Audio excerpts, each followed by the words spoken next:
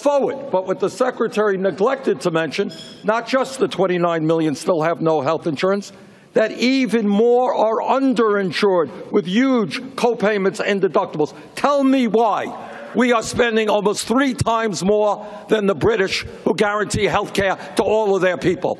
50% more than the French, more than the Canadians. The vision from FDR and Harry Truman was health care for all people as a right in a cost-effective way. We're not going to tear up the Affordable Care Act. I helped write it. But we are going to move on top of that to a Medicare for all system. Andrea, I think instead of attacking one another on health care, we should be talking about the things that are actually working. In our state, we have moved to an all-payer system. With the Affordable Care Act, we now have moved all of our acute care hospitals, that driver of cost at the center, away from fee-for-service and actually to pay. We pay them based on how well they keep patients out of the hospital, how well they keep their patients. That's the future. We need to build on the Affordable Care Act, do the things that work, and reduce costs and increase access. And that's exactly what we are able to do based on the foundation of the Affordable Care Act. What Governor O'Malley just said is one of the models that we will be looking at to make sure we do get costs down. We do limit a lot of the unnecessary costs that we still have in the system. But with all due respect, to start over again with a whole new debate is something that I think would set us back. The Republicans just voted last week to repeal the Affordable Care Act, and thank goodness President Obama vetoed it and saved Obamacare for the American people. Senator Sanders, let me ask you this, though. Yeah. You've talked about Medicare for all, and tonight you've released a very detailed plan. Just all that detailed, 2 hours before the debate, you did. Well, but let me ask you about Vermont, because in Vermont, you tried in the state of Vermont, and Vermont walked away from this kind of idea of Medicare for all, single payer, because they concluded it would require major tax increases, and by some estimates, it would double the budget. If you couldn't sell it in Vermont, let me just say that. You might want to ask the governor of the state of Vermont why he could not do it. I'm not the governor. I'm the senator from the state of Vermont. But second of all, here is what the real point is. In terms of all of the issues you've raised, the good questions you've raised, you know what it all comes down to? Do you know why we can't do what every other country, major country on earth is doing? It's because we have a campaign finance system that is corrupt. We have super PACs. We have the pharmaceutical industry pouring hundreds of millions of dollars into campaign contributions and lobbying, and the private insurance companies as well. What this is really about is not the rational way to go forward. It's Medicare for all. It is whether we have the guts to stand up to the private insurance companies and all of their money and the pharmaceutical industry. That's what this debate should be about. Well, as someone who has a little bit of experience standing up to the health insurance industry that spent, many millions of dollars attacking me, and probably will so again because of what I believe we can do building on the Affordable Care Act, I think it's important to point out that there are a lot of reasons we have the health care system we have today. I know how much money influences the political decision-making. That's why I'm for huge campaign finance reform. However, we started a system that had private health insurance. And even during the Affordable Care Act debate, there was an opportunity to vote for what was called the public option. In other words, people could buy into Medicare. And even when the Democrats were in charge of the Congress, we couldn't get the votes for that. So what I'm saying is really simple.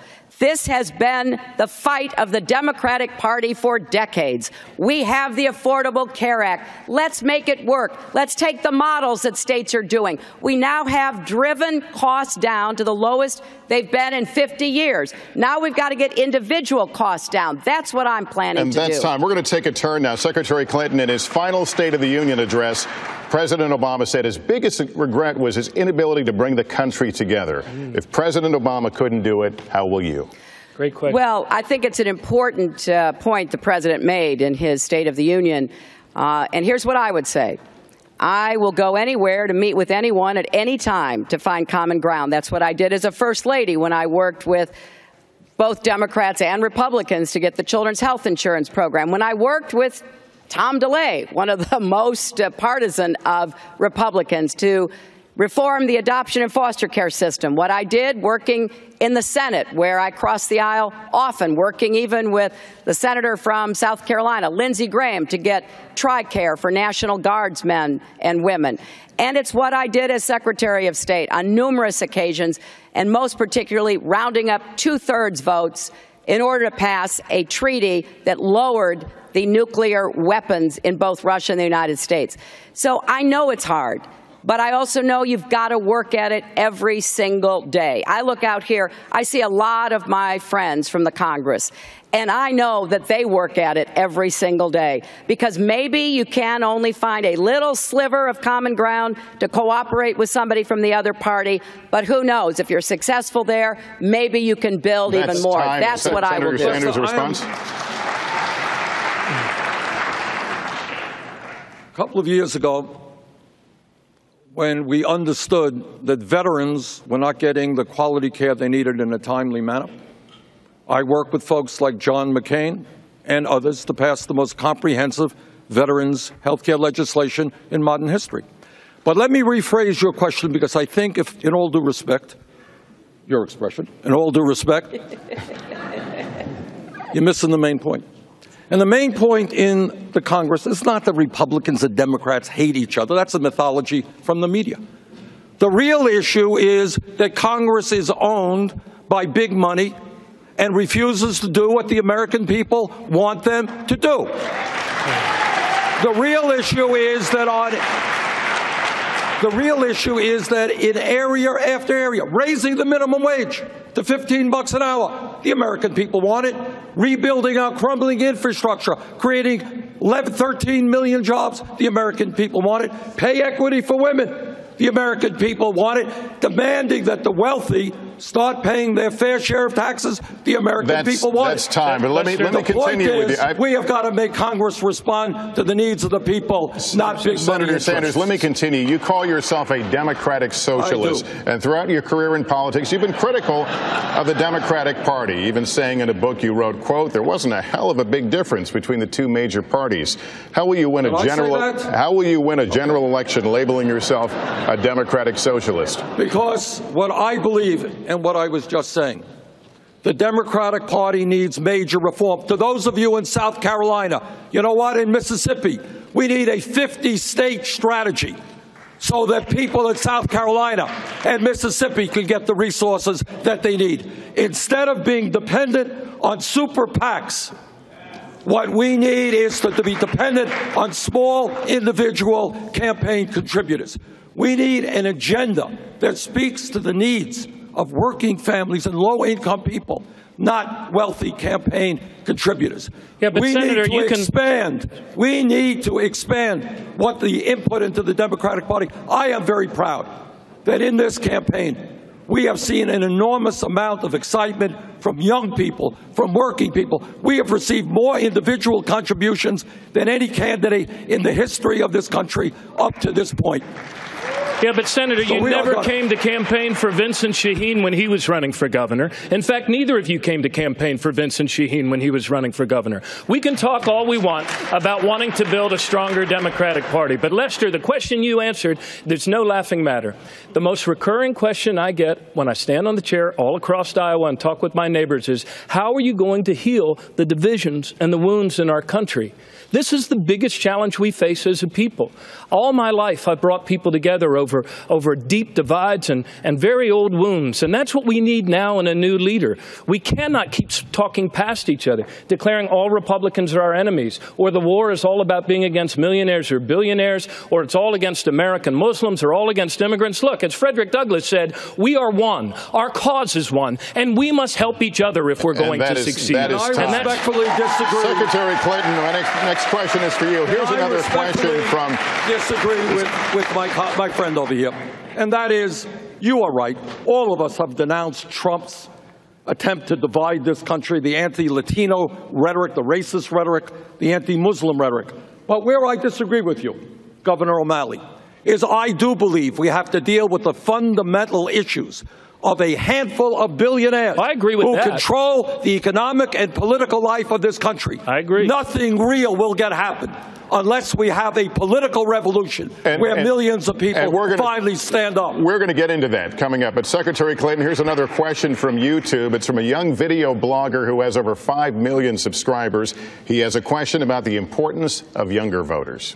Hi, I'm Connor Franta. I'm 23, and my audience is around the same age. Getting my generation's vote should be a priority for any presidential candidate. Now, I know Senator Sanders is pretty popular among my peers, but what I want to know is how are all of you planning on engaging us further in this election? Secretary Clinton. Well, thanks for the question, and congratulations on 5 million viewers on YouTube. That's quite an accomplishment. Look, this election is mostly about the future, and therefore it is of greatest urgency for young people.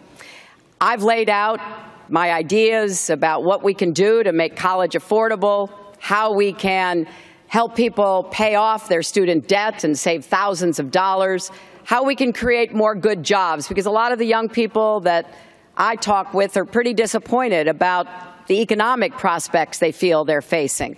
So making community college free, making it possible to attend a public college or university with debt-free tuition, looking for ways to protect our rights, especially from the concerted Republican assault on voting rights, on women's rights, on gay rights, on civil rights, on workers' rights. And I know how much young people value their independence, their autonomy, and their rights. So I think this is an election where we have to pull young people and older people together to have a strategy about how we're going to encourage even more Americans to vote, because it is absolutely clear to me that turning over our White House to the Republicans would be bad for everybody, especially young people. A quick follow-up, a 30-second follow-up. But why is Senator Sanders beating you 2-1 among younger voters? Look, I have the greatest respect for Senator Sanders and for his supporters, and I'm going to keep working as hard as I can to reach as many people of all ages about what I will do, what the experience and the ideas that I have that I will bring to the White House, and I hope to have their support when I'm the Democratic nominee. All right, we're going to take a break. When we come back, big banks, big business, and big differences among the three candidates on the American economy. We'll be right back.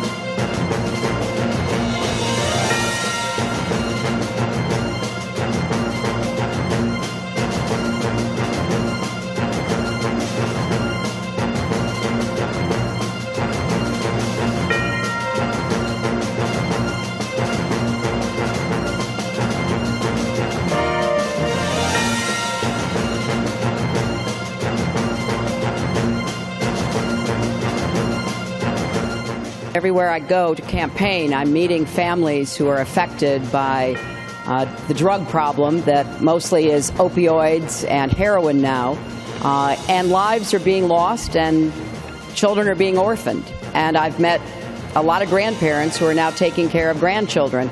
So I have tried to come out with a comprehensive approach that, number one, does tell the states that we will work with you from the federal government, putting more money, about $1 billion a year, to help states have a different approach to dealing with this epidemic.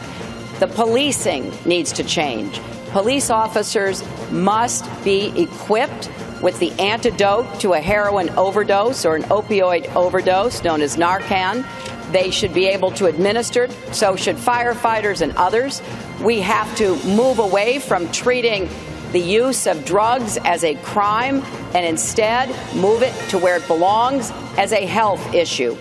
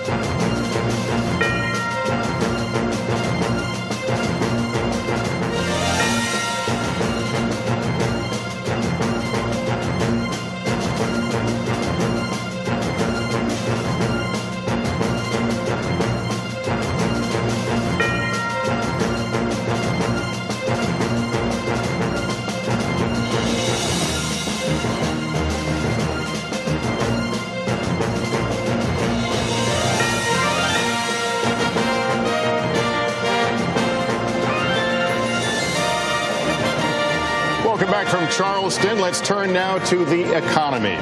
Senator Sanders, you released a tough new ad last week in which, without mentioning Secretary Clinton by name, you talk about two Democratic visions for regulating Wall Street. Quote, one says it's okay to take millions from big banks and tell them what to do.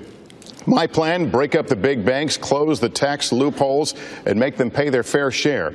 What do you see as the difference between what you would do about the banks and what Secretary Clinton would do? The first difference is I don't take money from big banks.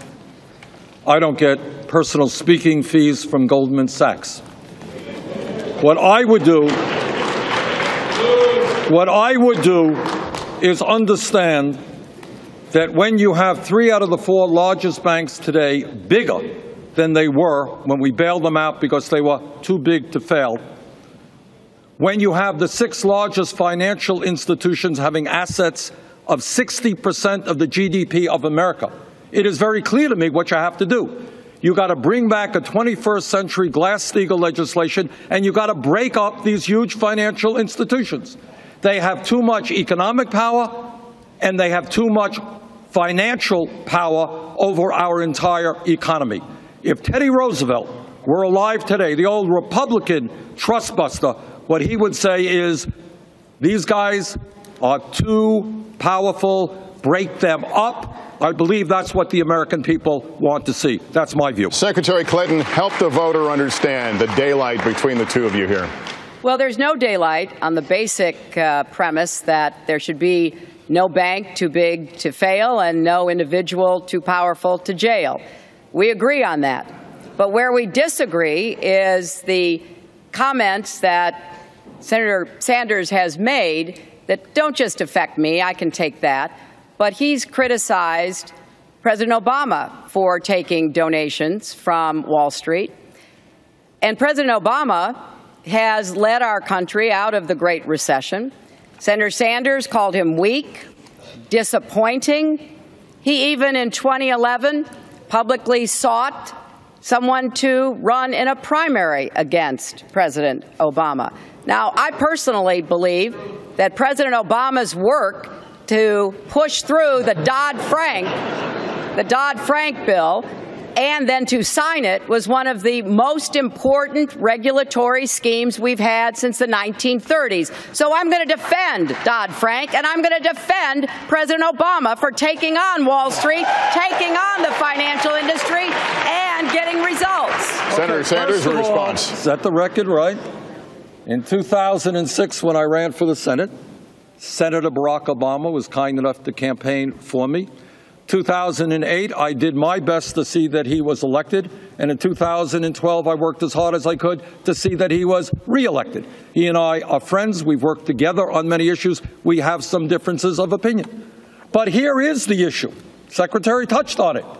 Can you really reform Wall Street when they are spending millions and millions of dollars on campaign contributions, and when they are providing speaker fees to individuals? So it's easy to say, well, I'm going to do this and do that.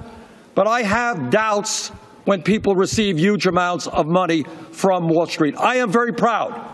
I do not have a super PAC. I do not want Wall Street's money. I'll rely on the middle class and working families for my campaign contributions. I have a question for you. You know, I think since Senator Sanders followed up on this, your profusion of comments about your feelings toward President Obama are a little strange, given what you said about him in 2011.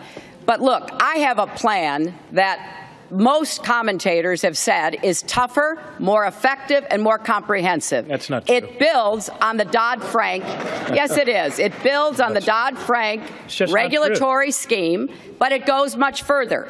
Because both the governor and the senator have focused only on the big banks. Lehman Brothers, AIG, the shadow banking sector were as big a problem in what caused the Great Recession. I go after them, and I can tell you that the hedge fund billionaires who are running ads against me right now, and Karl Rove, who started running an ad against me right now, funded by money from the financial services sector, sure think I'm the one they don't want to be up against. Yeah, thank you.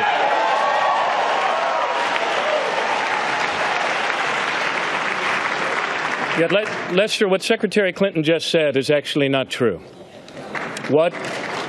I have put forward a plan that would actually put cops back on the beat of Wall Street. I have put forward a plan that was heralded as very comprehensive and realistic. Look, if a bank robber robs a bank and all you do is slap him on the wrist, he's just going to keep robbing banks again. The same thing is true with people in suits.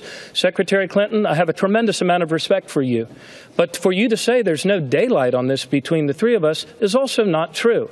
I support reinstituting a modern version of Glass-Steagall that would include going after the shadow banks, requiring capital requirements that would force them to no longer put us on the hook for these sorts of things. In prior debates, I've heard you even bring up, now you bring up President Obama here in South Carolina in defense of the fact of your cozy relationship with Wall Street. In an earlier debate, I heard you bring up even the 9/11 victims to defend it. The truth of the matter is, Secretary Clinton, you do not go as far as reining in Wall Street as I would. And the fact of the matter is the people of America deserve to have a president that's on their side, protecting the Main Street economy from excesses on Wall Street, and we're just as vulnerable today. 30-second response. Yes, well,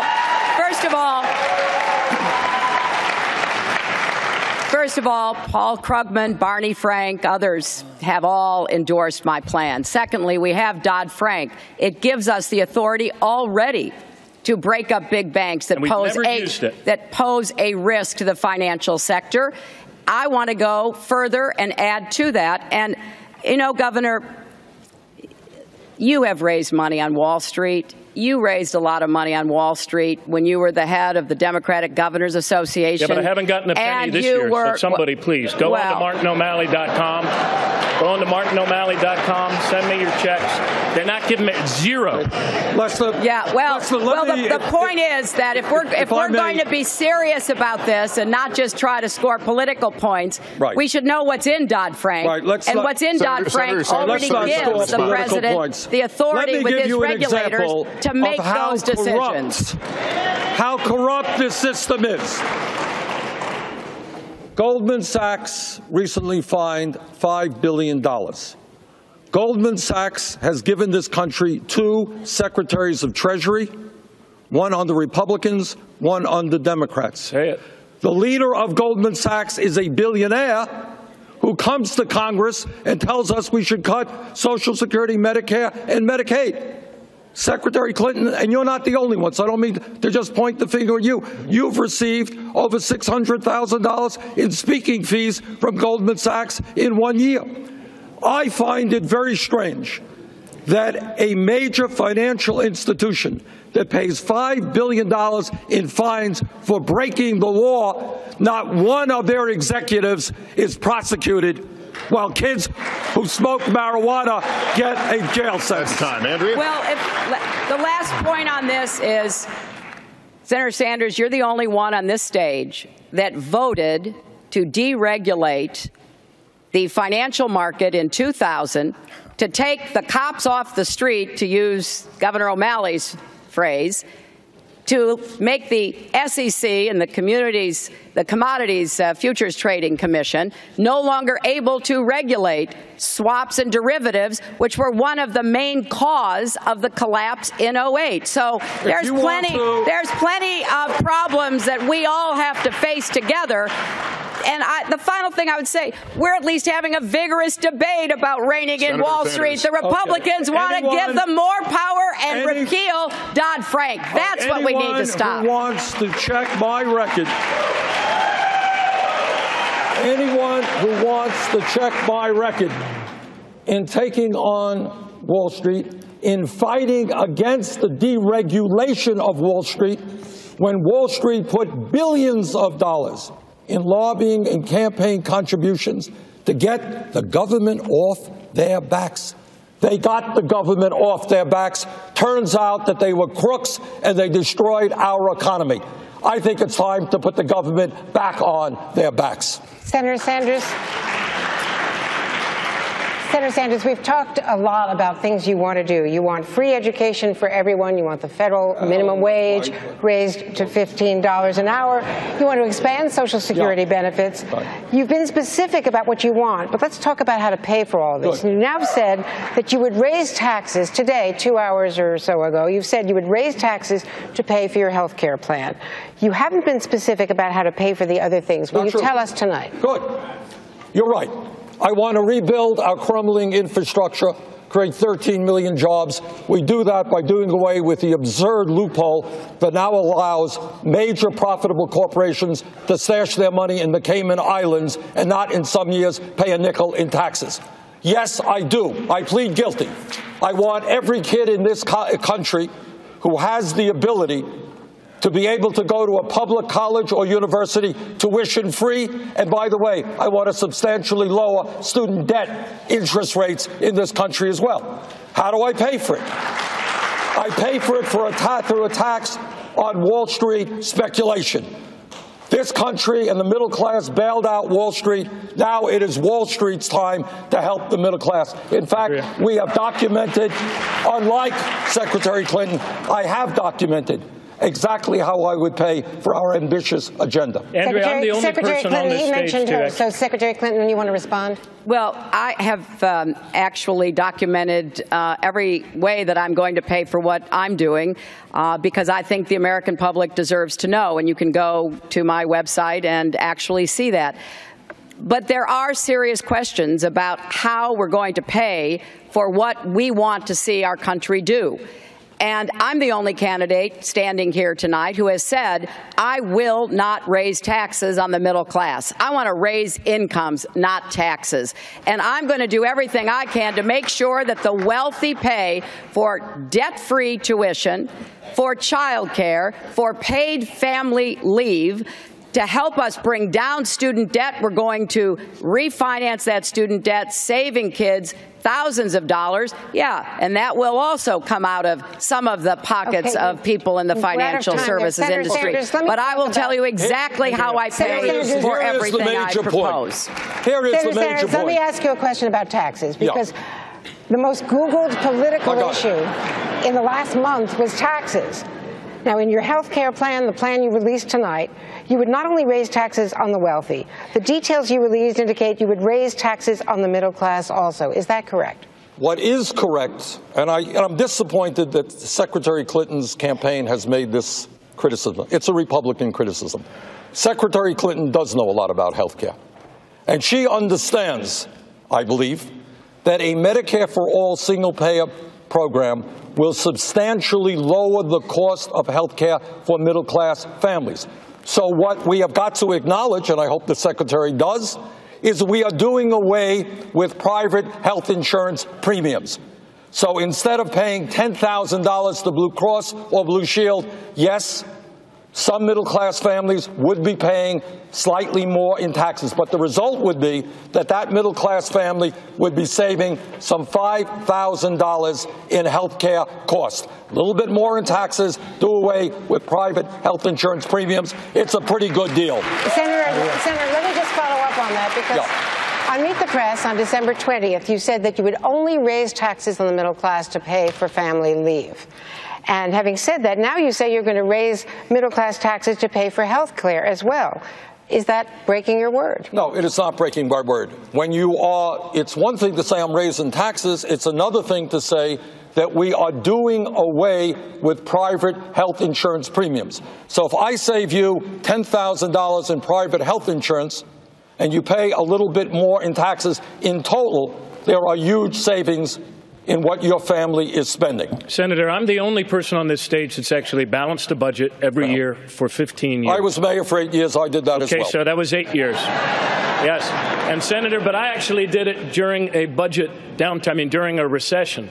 And Andrea, I had to make more cuts than any governor in the history of the state of Maryland, but we invested more in infrastructure, more in transportation. We made our public schools #1 in America 5 years in a row, and went 4 years in a row without a penny's increase to college college tuition.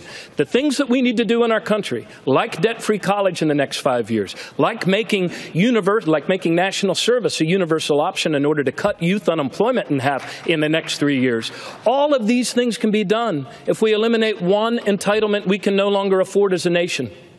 And that is the entitlement that the super wealthy among us, those making more than $1 million, feel that they are entitled to paying a much lower marginal tax rate than was usual for the better part of these 80 years. And if we tax earnings from investments on money, namely capital gains, at the same rate as we tax earnings from sweat and hard work and toil, we can make the investments we need to make our country better. We've got a lot of ground to cover here. Many Democratic voters are passionate about the need to do something to combat the threat of climate change, including the team of scientists from YouTube's Minute Earth channel. Here's their take. Hello from Minute Earth. Fossil fuels have long kept our cars moving and our light bulbs lit. But we now know that burning these fuels releases heat-trapping gases that are warming the planet, causing seas to rise and contributing to extreme weather events like South Carolina's devastating flooding last year. Fighting human-caused climate change means giving up our global addiction to fossil fuels and shifting the bulk of the world's energy supply to alternative sources. Some countries have acted decisively to make this transition, but here at home we still get a whopping 82% of our energy from coal, oil, and natural gas. In the U.S., political gridlock, pressure from industry lobbyists, and insufficient R&D have made an already tough battle against climate change even tougher. Senator Sanders, Americans love their SUVs, which spiked in sales last year as gas prices plummeted. How do you convince Americans that the problem of climate change is so urgent that they need to change their behavior? I think we already are. Younger generation understands it instinctively. I was home in Burlington, Vermont on Christmas Eve. The temperature was 65 degrees. People in Vermont know what's going on. People who did ice fishing where their ice is no longer there on the lake understand what's going on. I'm on both the environmental and energy committees. The debate is over. Climate change is real. It is already causing major problems. And if we do not act boldly and decisively, a bad situation will become worse.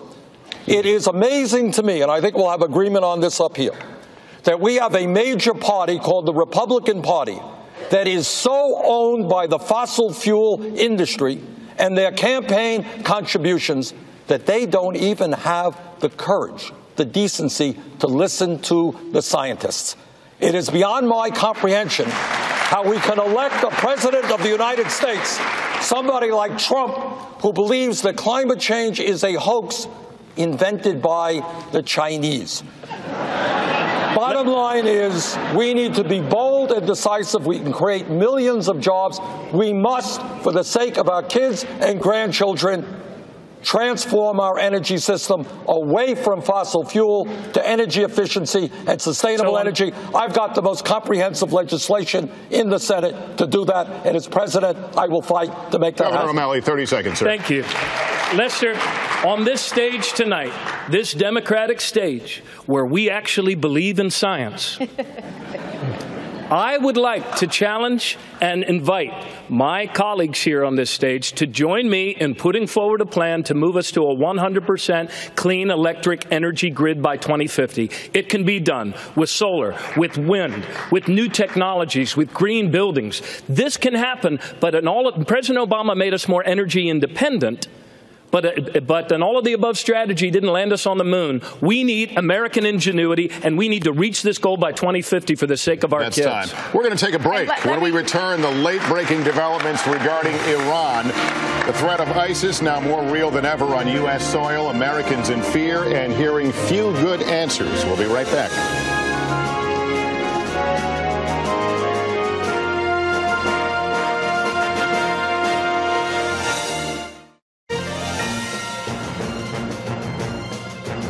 You call yourself a Democratic socialist, and throughout your career in politics, you've been critical of the Democratic Party, even saying in a book you wrote, quote, there wasn't a hell of a big difference between the two major parties. How will you win a general election labeling yourself a Democratic socialist? Because what I believe and what I was just saying, the Democratic Party needs major reform. To those of you in South Carolina, you know what, in Mississippi, we need a 50-state strategy, so that people in South Carolina and Mississippi can get the resources that they need. Instead of being dependent on super PACs What we need is to be dependent on small individual campaign contributors. We need an agenda that speaks to the needs of working families and low-income people.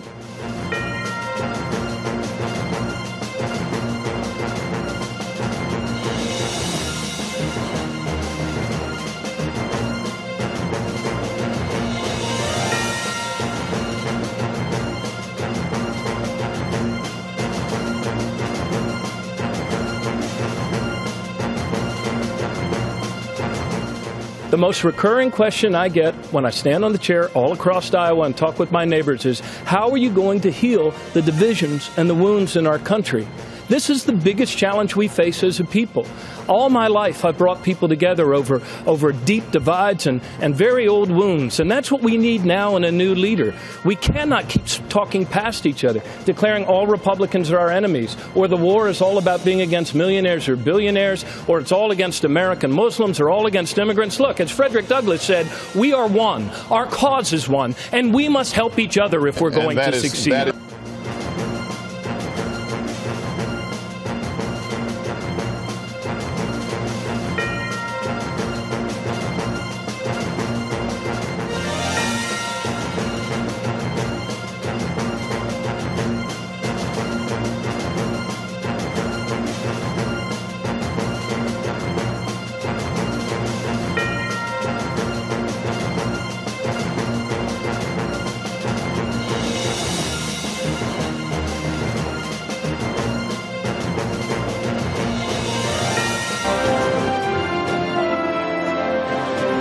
And we are back. I'm Chuck Todd. We are just past the halfway mark in our NBC News YouTube Democratic candidates debate. Boy, this is one that has actually lived up to the billing. We've seen some sharp exchanges on guns, health care, and Wall Street. It's a debate, you could argue, that has been largely focused on all things Bernie Sanders. He was on the defensive early, Hillary Clinton getting, I think, some control on the gun issue. But on health care and on Wall Street reform, it was Hillary Clinton on the defensive and was a very aggressive Bernie Sanders. One thing of note here, Bernie Sanders very much being the sort of revolutionary candidate, major change. And you've heard a lot of Hillary Clinton saying things like she wants to build on the things that President Obama did, wrapping herself in President Obama. Let's go back downstairs and check in with our moderators, Lester and Andrea. So what's coming up next, guys? Well, we've covered a lot of ground already, but we're going to be talking about ISIS, a threat to America. It's always posed as one of the top concerns of Americans, and also some more late-breaking news. We have all of the news that has happened from Iran and the president's comments today, as well as what this means going forward for the war on terror. What do we expect from Iran, and also what's happening in Syria? So a lot of foreign policy coming up. A lot of debate to come. We'll be back from Charleston after this. You got it. Well, it's the Commander-in-Chief test. That's what's next. Stay with us. The debate resumes right after this.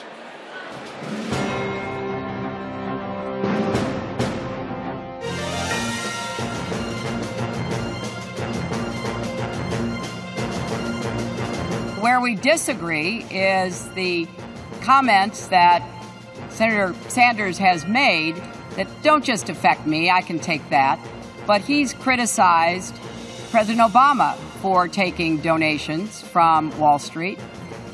And President Obama has led our country out of the Great Recession. Senator Sanders called him weak, disappointing. He even in 2011 publicly sought someone to run in a primary against President Obama.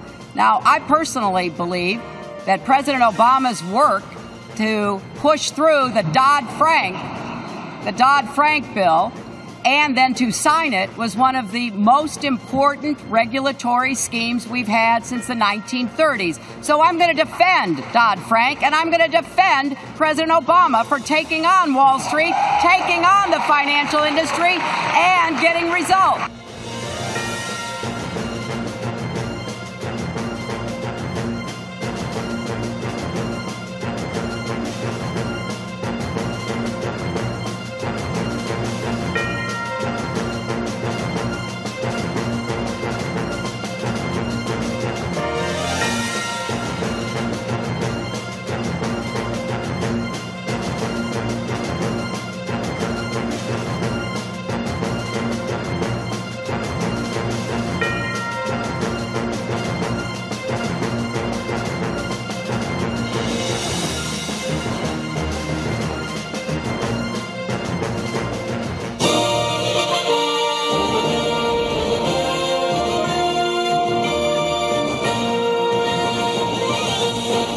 Charleston, Andrea Mitchell has questions now for the candidates, starting with Iran. Thank you, Lester. Senator Sanders, the nuclear deal is now in force. Iran is getting its billions of dollars. Several Americans who had been held are now going to be heading home. The president said today it's a good day for diplomacy. Is it time now to restore diplomatic relations for the first time since 1979 and actually reopen a U.S. embassy in Tehran? I think what we have got to do is move as aggressively as we can to normalize relations with Iran, understanding that Iran's behavior in so many ways is something that we disagree with. Their support for terrorism, the anti-American rhetoric that we're hearing from some of their leadership is something that is not acceptable. On the other hand, the fact that we managed to reach an agreement, something that I very strongly supported, that prevents Iran from getting a nuclear weapon, and that we did that without going to war, and that I believe we're seeing a thaw in our relationships with Iran is a very positive step. So if your question is, do I want to see that relationship become more positive in the future? Yes. Can I tell you that we should open an embassy in Tehran tomorrow? No, I don't think we should. But I think the goal has got to be, as we have done with Cuba, to move and warm relations with a very powerful and important country in this world. Your response, Secretary Clinton. Well, I'm very proud of the Iran nuclear agreement. I was very pleased to be part of what the president put into action when he took office. I was responsible for getting those sanctions imposed, which put the pressure on Iran that brought them to the negotiating table, which resulted in this agreement. And so they have been, so far, following their requirements under the agreement. But I think we still have to carefully watch them. We've had one good day over 36 years, and I think we need more good days before we move more rapidly toward any kind of normalization. And we have to be sure that they are truly going to implement the agreement, and then we have to go after them on a lot of their other bad behavior in the region, which is causing enormous problems in Syria, Yemen, Iraq, and elsewhere. Well, you mentioned Syria. Let me ask you about Syria, all of you. Let's turn to Syria, the civil war that has been raging there. Are there any circumstances in which you could see deploying significant numbers of ground forces in Syria, not just special forces, special operators, but significant ground forces to combat ISIS in a direct combat role? Let me start with you, Secretary Clinton. Absolutely not. I have a three-point plan that does not include American ground forces. It includes the United States leading an air coalition, which is what we are doing, supporting fighters on the ground, the Iraqi army, which is beginning to show more ability, the Sunni fighters that we are now helping to reconstitute, and Kurdish fighters on both sides of the border. I think we also have to try to disrupt their supply chain of foreign fighters and foreign money, and we do have to contest them in online space. So I'm very committed to both going after ISIS, but also supporting what Secretary Kerry is doing to try to move on a political, diplomatic course to try to begin to slow down and hopefully end the carnage in Syria, which is the root of so many of the problems that we see in the region and beyond. Senator Sanders, ground forces, yes or no? As everybody here knows, this is an incredibly complicated and difficult issue, and I applaud. I know President Obama's been getting a lot of criticism on this. I think he is doing the right thing. What the nightmare is, which many of my Republican colleagues appear to want, is to not have learned the lesson of Iraq, to get American young men and women involved in perpetual warfare in the quagmire of Syria and the Middle East would be an unmitigated disaster that, as president, I will do everything in my power to avoid. Andrea, we should learn from King Abdullah of Jordan, one of the few heroes in a very unheroic place. And what Abdullah said is this is a war for the soul of Islam, and that Muslim troops should be on the ground with our support and the support of other major countries. That is how we destroy ISIS, not with American troops in perpetual warfare. Governor O'Malley. Thank you. Andrea, governors have led us to victory in 2 world wars by doing what America does best, and that is by joining forces with others, by acting in coalition. And I believe that President Obama is doing the right thing in this case. We need to learn the lessons from the past. We do need to provide the special ops advisors. We do need to provide the technical support. But over the long term, we need to develop new alliances. We need a much more proactive national security strategy that reduces these threats before they rise to a level where it feels like we need to pull for a division of Marines. And I also want to add one other thing here. I appreciate the fact that in our debate, we don't use the term you hear Republicans throwing around, trying to look all bravado and macho, sending other kids into combat. They keep using the term boots on the ground. A woman in Burlington, Iowa said to me, Governor, when you're with your colleagues, please don't refer to my son, who has served 2 tours of duty in Iraq, as a pair of boots on the ground. We need to be mindful of learning the lessons of the past. I have a question for Senator Sanders.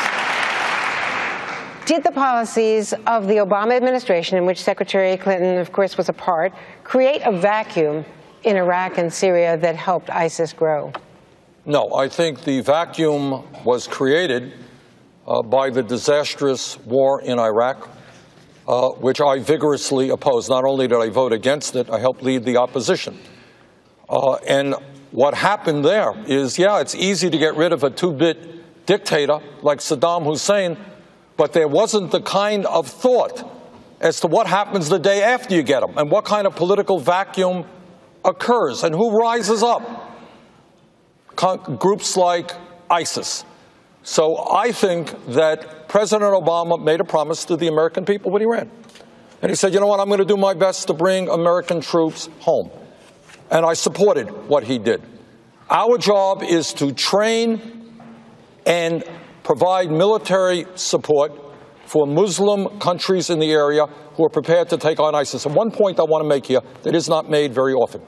You have incredibly wealthy countries in that region. Countries like Saudi Arabia, countries like Qatar. Qatar happens to be the largest, wealthiest country per capita in the world. They have got to start putting in some skin in the game and not just ask the United States to do it. Secretary Clinton, I want to talk to you about red lines because former Defense Secretary Chuck Hagel said in a recent interview that President Obama's decision to stand down on planned missile strikes against Damascus after Assad had used chemical weapons hurt the president's credibility. Should the president have stuck to his red line once he drew it? Look, I think that the president's decision to go after the chemical weapons, once there was a potential opportunity to build on when the Russians opened that door, resulted in a very positive outcome. We were able to get the chemical weapons out. I know from my own experience as Secretary of State that we were deeply worried about Assad's forces using chemical weapons because it would have had not only a horrific effect on people in Syria, but it could very well have affected the surrounding states, Jordan, Israel, Lebanon, Turkey. So getting those chemical weapons out was a big deal. Should he have stuck to his red line? Did it hurt U.S. credibility? I think as Commander-in-Chief, you've got to constantly be evaluating the decisions you have to make. I know a little bit about this, having spent many hours in the Situation Room advising President Obama. And I want to just add to something that Senator Sanders said. The United States had a very big interest in trying to help stabilize the region. If there is any blame to be spread around, it starts with the Prime Minister of Iraq, who sectarianized his military, setting Shia against Sunni, It is amplified by Assad, who has waged one of the bloodiest, most terrible attacks on his own people, 250,000 plus dead, millions fleeing, causing this vacuum that has been filled, unfortunately, by terrorist groups, including ISIS. So I think we are in the midst of great turmoil in this region. We have a proxy conflict going on between Saudi Arabia and Iran. You know, one of the criticisms I've had of Senator Sanders is his suggestion that, you know, Iranian troops be used to try to end the war in Syria and go after ISIS, which I don't think would be a good idea. But overall, a lot of the forces at work in the region are ones that we cannot directly influence, but we can try to bring more help to the intelligence to understand what happens next. Where Secretary Clinton and I think, I agree with most of what she said, but where I think we do have an honest disagreement is that in the incredible quagmire of Syria, where it's hard to know who's fighting who, and if you give arms to this guy, it may end up in ISIS's hands the next day. We all know that. And we all know, no argument, the Secretary is absolutely right. Assad is a butcher of his own people, man using chemical weapons against his own people. This is beyond disgusting.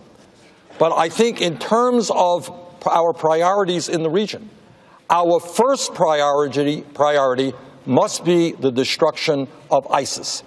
Our second priority must be getting rid of Assad through some political settlement, working with Iran, working with Russia.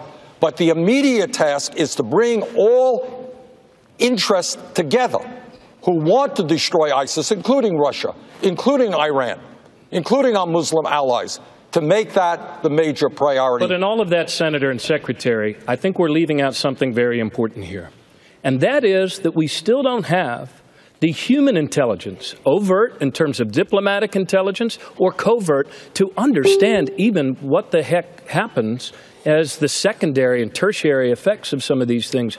We are walking through this region, Andrea, without the human intelligence that we need. And we need to make a renewed investment as a country into bringing up a new generation of foreign service officers, and bringing up a new generation of business people, and in actually understanding and having relationships in these places so we have a better sense of what the heck happens after a dictator topples and can take action to prevent another safe haven and another iteration of terror.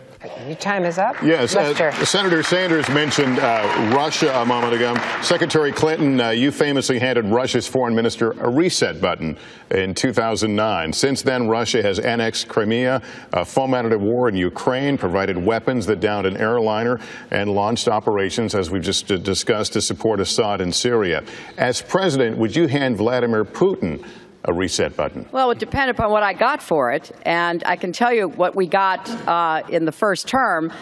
We got a New START treaty to reduce nuclear weapons between the United States and Russia. We got permission to resupply our troops in Afghanistan by traveling across Russia.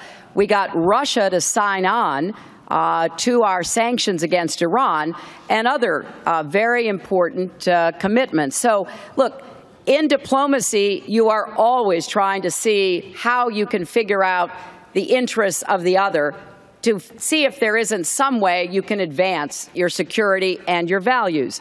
When Putin came back in the fall of 2011, it was very clear he came back with a mission. And I began speaking out as soon as that happened because there were some fraudulent elections held and Russians poured out into the streets to demand their freedom, and he cracked down and, in fact, accused me of fomenting it. So we now know that he has a mixed record, to say the least, and we have to figure out how to deal with him. What's your relationship with him? Well, my relationship with him, it's interesting. It's one I think of respect. We've had some very tough dealings with one another, and I know that he's someone that you have to continually stand up to because, like many bullies, He is somebody who will take as much as he possibly can unless you do.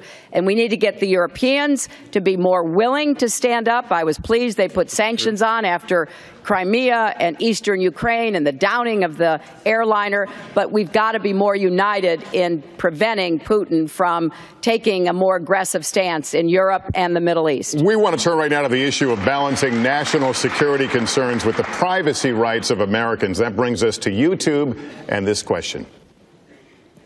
Hi, my name is Marquez Brownlee, and I've been making YouTube videos about electronics and gadgets for the past 7 years. I think America's future success is tied to getting all kinds of tech right. Tech companies are responsible for the encryption technology to protect personal data, but the government wants a back door into that information. So do you think it's possible to find common ground, and where do you stand on privacy versus security? So, Governor O'Malley. Thank you. I believe whether it's a back door or a front door, that the American principle of law should still hold, that our federal government should have to get a warrant, whether they want to come through your back door or your front door.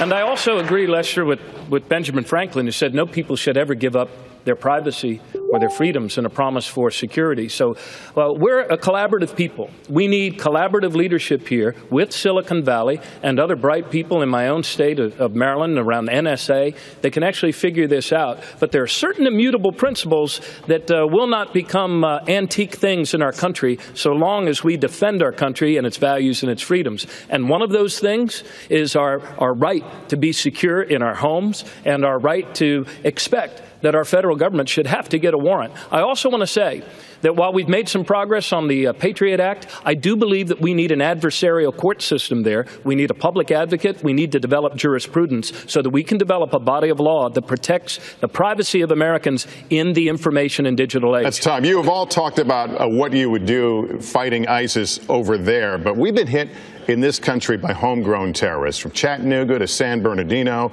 The recent shooting of a police officer in Philadelphia. How are you going to fight lone wolves here, Senator Lester, Sanders? Year in and year out, I was the leader of the U.S. That's a question, Senator Sanders. I wasn't clear. I apologize. Okay. I just wanted to add, in the previous question, I voted against the USA Patriot Act for many of the reasons that Governor O'Malley mentioned.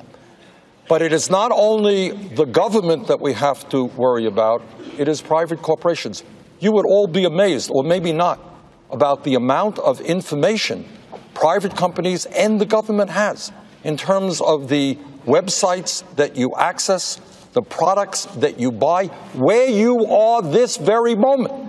And it is very clear to me that public policy has not caught up with the explosion of technology. So yes, we have to work with Silicon Valley to make sure that we do not allow ISIS to transmit information. But in terms of lone wolves, the threat, right. What we have got to do there is, among other things, as I was just saying, have Silicon Valley help us to make sure that information being transmitted through the Internet or in other ways by ISIS is, in fact, discovered.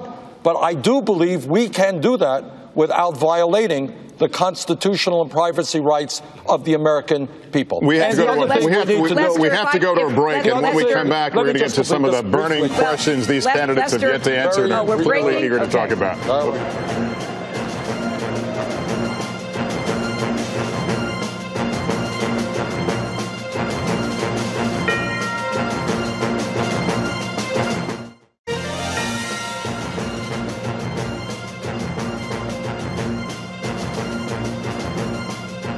What is correct, and I'm disappointed that Secretary Clinton's campaign has made this criticism. It's a Republican criticism. Secretary Clinton does know a lot about health care. And she understands, I believe, that a Medicare for All single-payer program will substantially lower the cost of health care for middle-class families. So what we have got to acknowledge, and I hope the Secretary does, is we are doing away with private health insurance premiums.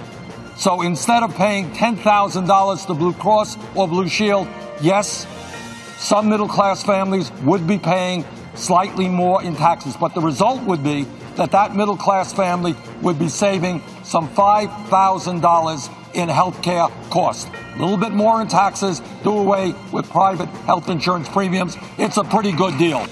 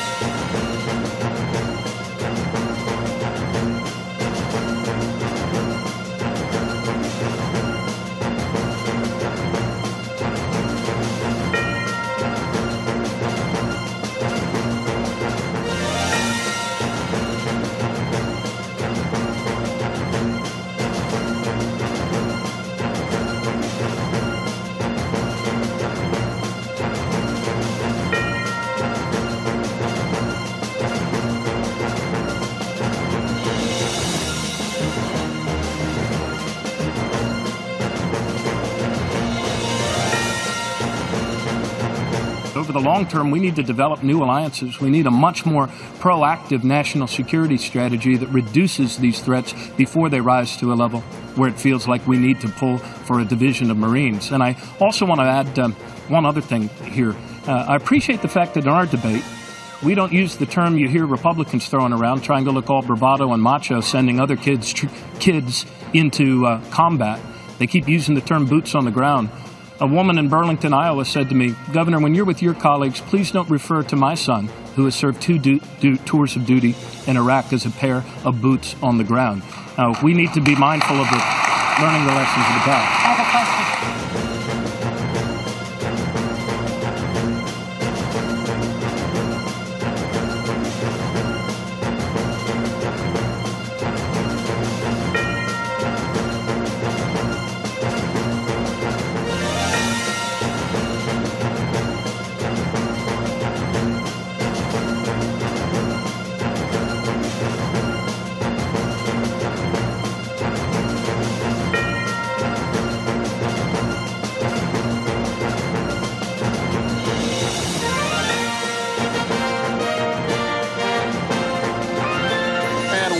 To Charleston, as we were going to a break, Secretary Clinton, I cut you off. I'll give you 30 seconds to respond on the issue of lone wolves. Can I get 30 seconds too?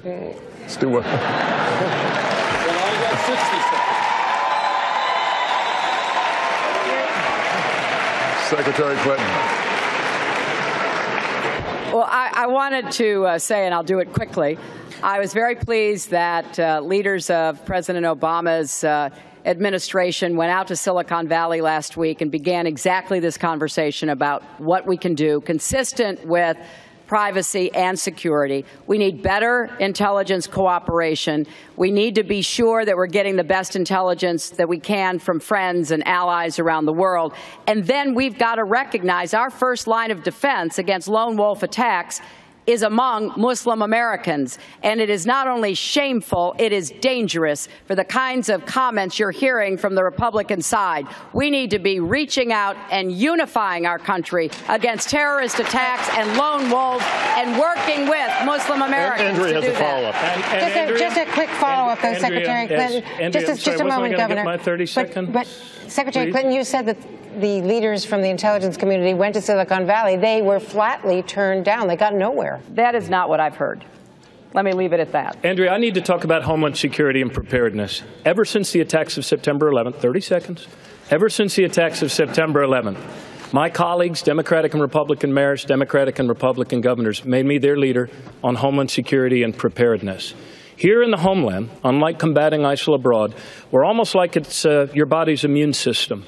It's able to protect your body against bad bugs, not necessarily because it outnumbers them, but it's better connected. The fusion centers, the biosurveillance systems, better prepared first responders. But there's another front in this battle, and it is this. That's the political front. And if Donald Trump wants to start a registry in our country of people by faith, he can start with me, and I will sign up as one who is totally opposed to his fascist appeals that wants to vilify American Muslims. That can do more damage to our democracy than anything. All right, that's time, and we do have to move on. Secretary Clinton, this is the first time that Can I just get a very brief response? Very brief. 30 seconds, Senator. Okay. And I agree with what the Secretary said and what Governor O'Malley said. But here's an issue that we also should talk about. We have a $600 billion military budget.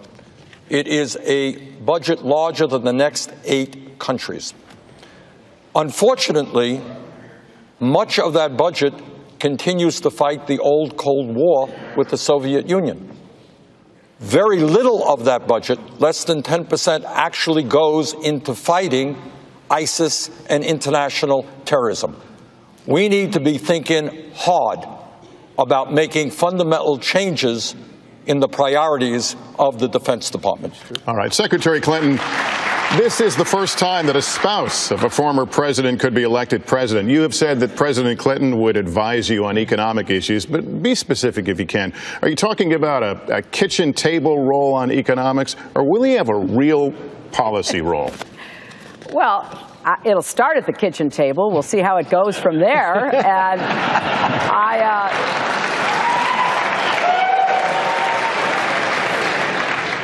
I'm going to have the very best advisors that I can possibly have. And when it comes to the economy and what was accomplished under my husband's leadership in the 90s, especially when it came to raising incomes for everybody and lifting more people out of poverty than at any time in recent history, you bet I'm going to ask for his ideas, I'm going to ask for his advice, and I'm going to use him as a goodwill emissary to go around the country to find the best ideas we've got.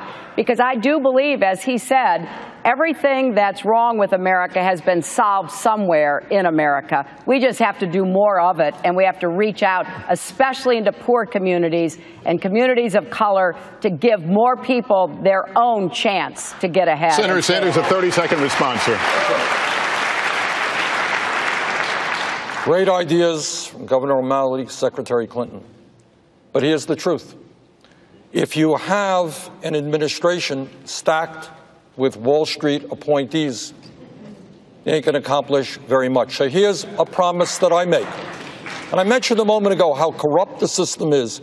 Goldman Sachs, paying a $5 billion fine, gives this country in recent history a Republican Secretary of Treasury, a Democratic Secretary of Treasury. Here's a promise.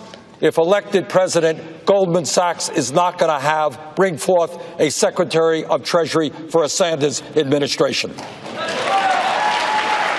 Sanders, let me ask you a question.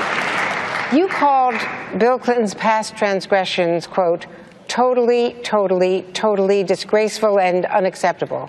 Senator, do you regret saying that? I was asked a question. You know, one of the things, Andrea, and that question annoys me. I cannot walk down the street, Secretary Clinton knows this, without being told how much I have to attack Secretary Clinton. Want to get me on the front pages of the paper, I make some vicious attack. I have avoided doing that, trying to run an issue-oriented campaign.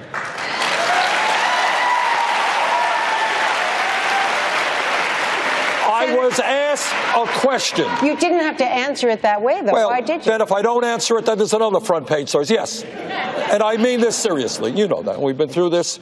Yes, his behavior was deplorable. Have I ever once said a word about that issue? No, I have not. I'm going to debate Secretary Clinton and Governor O'Malley on the issues facing the American people, not Bill Clinton's personal behavior.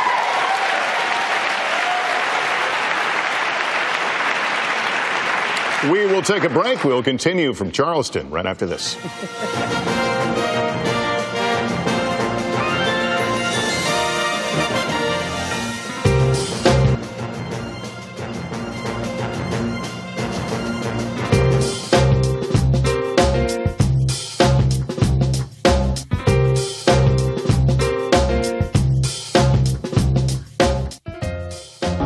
I'm getting ready to do something, too. I'm running for president. Today, I'm formally entering the race for the Democratic nomination for president. And it may very well be that that process, by the time we get through it, closes the window on mounting a realistic campaign.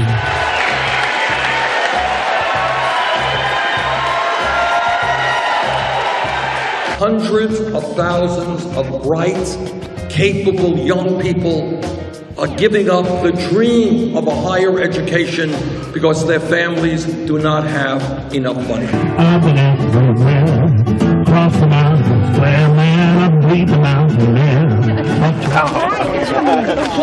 Good to meet you. How old are you? Are you 3 years old? Oh. They were all doing yoga when they were in town. Oh my gosh, I love yoga.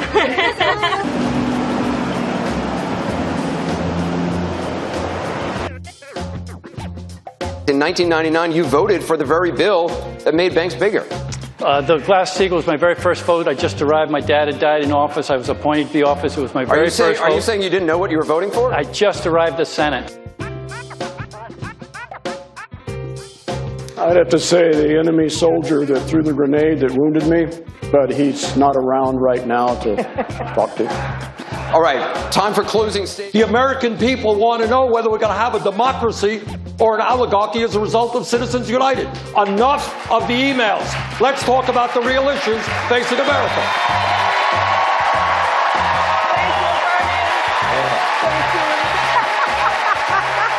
And other questions still lingered. And these questions lingered because previous investigations were not thorough. It would have happened long ago. The fact of the matter is, and let's say it in our debate because you'll never hear this from that immigrant-bashing carnival barker, Donald Trump, the truth of the matter is, I was sick and tired of Hillary Clinton's email. I am still sick and tired of Hillary Clinton's email. And the issue is, the problem is, the front pages every day we're dealing with that. I didn't know I had so much power. But after I said that, we're not hearing much about Hillary Clinton. I couldn't have said it better myself. And we believe Secretary Clinton will be coming around the corner any minute. But Sorry. The first line of defense against radicalization is in the Muslim American community. I worry greatly that the rhetoric coming from the Republicans, particularly Donald Trump, is sending a message to Muslims here in the United States and literally around the world that there is a clash of civilizations, that there is some kind of Western plot or even war against Islam, which then, I believe, fans the flames of radicalization. Senator Sanders, you fired a campaign staffer. You have sued the Democratic National Committee. All of this after your campaign acknowledged that some of your staffers, quote, irresponsibly accessed data from another campaign. The Clinton campaign called this a very egregious breach of data and ethics and said, quote, our data was stolen. The DNC vendor screwed up. Information came to our campaign. In this case, our staff did the wrong thing. They looked at that information. As soon as we learned that they looked at that information, we fired that person. We are now doing an independent internal investigation.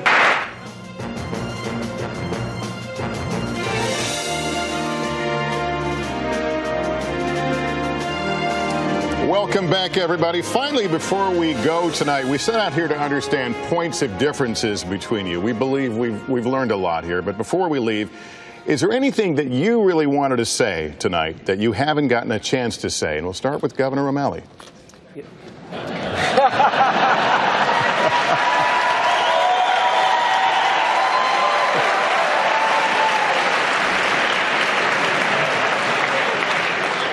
Didn't see that coming, did you? Much, but we're going to have to get 20 minutes to do it. So, look, I believe there are many issues. And what, 60 seconds for this? 60 seconds. We appreciate it. There are so many issues that we haven't been able to discuss here. We have not fully discussed immigration reform and the deplorable number of immigrant detention camps that our nation's now maintaining. We haven't discussed the shameful treatment that the people of Puerto Rico, our fellow Americans, are being treated with by these hedge funds that are working them over. We haven't discussed the fact that in our own hemisphere, we have the danger of nation-state failures because of drug traffickers in Honduras and Guatemala and El Salvador. I guess the bottom line is this. Look, we are a great people when we act at home and abroad based on the beliefs that unite us.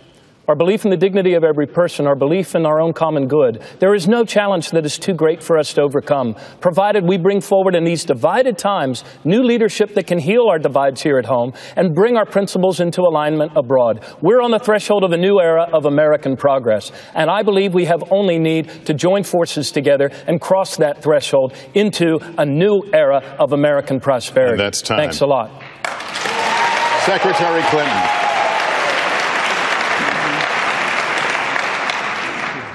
Well, Lester, I spent a lot of time last week being outraged by what's happening in Flint, Michigan, and I think every single American should be outraged. We've had a city in the United States of America where the population, which is poor in many ways and majority African American, has been drinking and bathing in lead-contaminated water.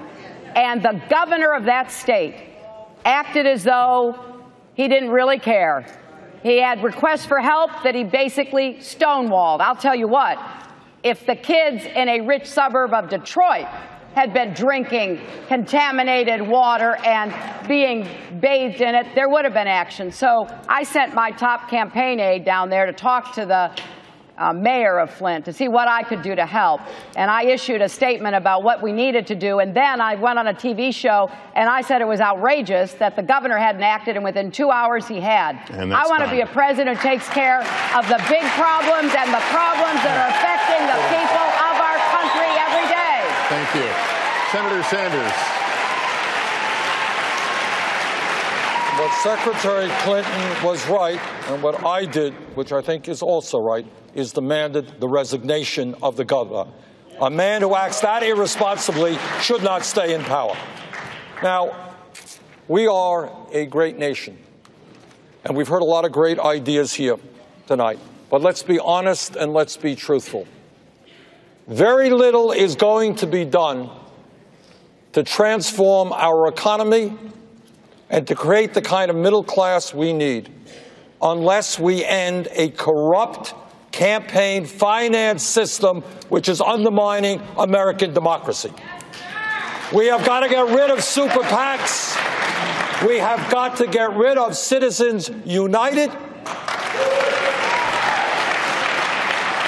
And what we have got to do is create a political revolution which revitalizes American democracy, which brings millions of young people and working people into the political process to say loudly and clearly that the government of the United States of America belongs to all of us and not just a handful of wealthy campaign contributors. All right. Well, thank you. And thanks to all of you for being here tonight, shedding light on some of the differences as Americans get ready to vote. I also want to thank the Congressional Black Caucus Institute and certainly my friend and colleague, Andrea Mitchell. This has been great. It's been a great, spirited conversation, and American people appreciate it. Let me turn it over to my friend Chuck Todd now. Chuck? Lester, thank you, and a terrific job moderating this debate tonight. Andrea as well. What a lively, substantive debate.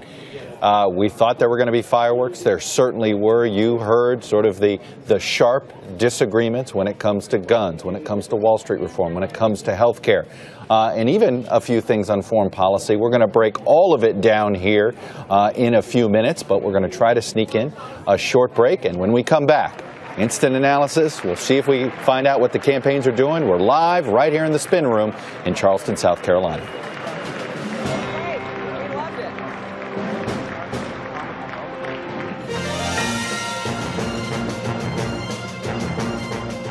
This is the first time that a spouse of a former president could be elected president. You have said that President Clinton would advise you on economic issues, but be specific if you can. Are you talking about a kitchen table role on economics, or will he have a real policy role? Well, it'll start at the kitchen table. We'll see how it goes from there. And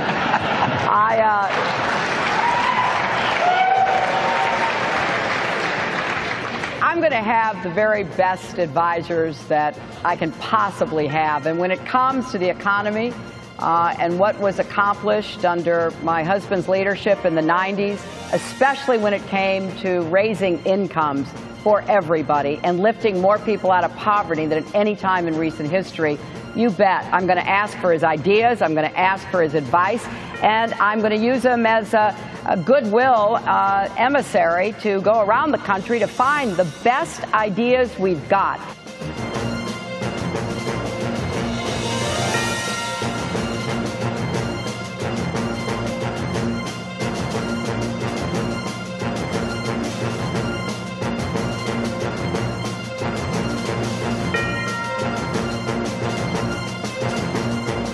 Yeah, it's easy to get rid of a two-bit dictator like Saddam Hussein, but there wasn't the kind of thought as to what happens the day after you get him and what kind of political vacuum occurs and who rises up. Groups like ISIS. So I think that President Obama made a promise to the American people when he ran. And he said, you know what, I'm going to do my best to bring American troops home. And I supported what he did.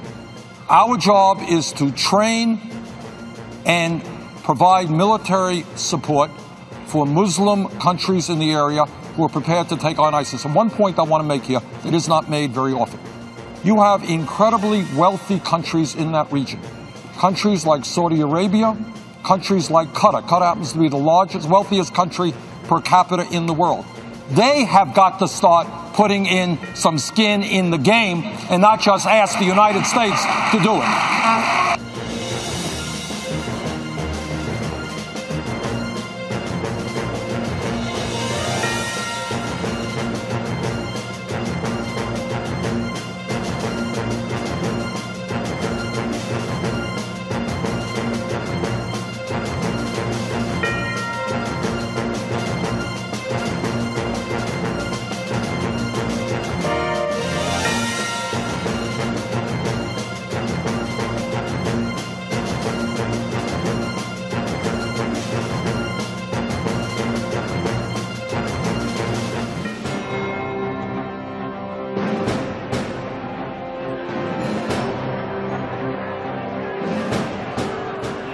Welcome back to Charleston, South Carolina. We just finished up the fourth Democratic debate of the cycle, the last one before Democrats start going to the polls in Iowa, New Hampshire. I'm joined here by Eugene Robinson of the Washington Post, a South Carolina native. And Eugene, I think this debate's going to be known as the Bernie Sanders debate. Yeah, it was all focused on Bernie Sanders, really. What he has said in the past, what he hasn't said in the past, what he's done in the did he criticize President Obama at one point? Did he not? What is his record on guns? What are his proposals on health care? There were some very lively clashes between the two. You know, normally when you'd say, if you were the Clinton campaign and they heard us saying, boy, this debate was all about Bernie Sanders, they would say, oh, geez, what about us? But I get the sense they're okay with that. They kind of, they want to see how he holds up in the spotlight. Yeah, and you know, she is a very good counterpuncher. And so it was very much her counterpunching against the Sanders thesis, basically, that what we need is revolutionary change. She's not about revolutionary change. She's about evolutionary change, sometimes incremental change. Right. Sometimes we talk about people wrapping themselves in the flag. Hillary Clinton was wrapping herself in President Obama tonight. We were looking at, there is instance after instance where it's like, I plan on building upon what President Obama did. It was Dodd-Frank, it was health care. And it was clearly designed to say, Bernie Sanders, he's not wrapping himself in Obama. Absolutely. And there's such a historical resonance here, of course, because 8 years ago, the South Carolina primary between Obama and Clinton was perhaps the nastiest of all. And the bitterness with which they clashed at that point is in stark contrast, to say the least, with the way she embraced Obama as a person, as a leader, embraced all his policies, said, we can't do what Bernie Sanders wants to do on health care because we have to continue the Affordable Care Act. Well, we shall see. I have a feeling this is just the beginning of what's going to be a lively final 15 days before the voting. We'll have continuing live analysis of tonight's debate on MSNBC.com.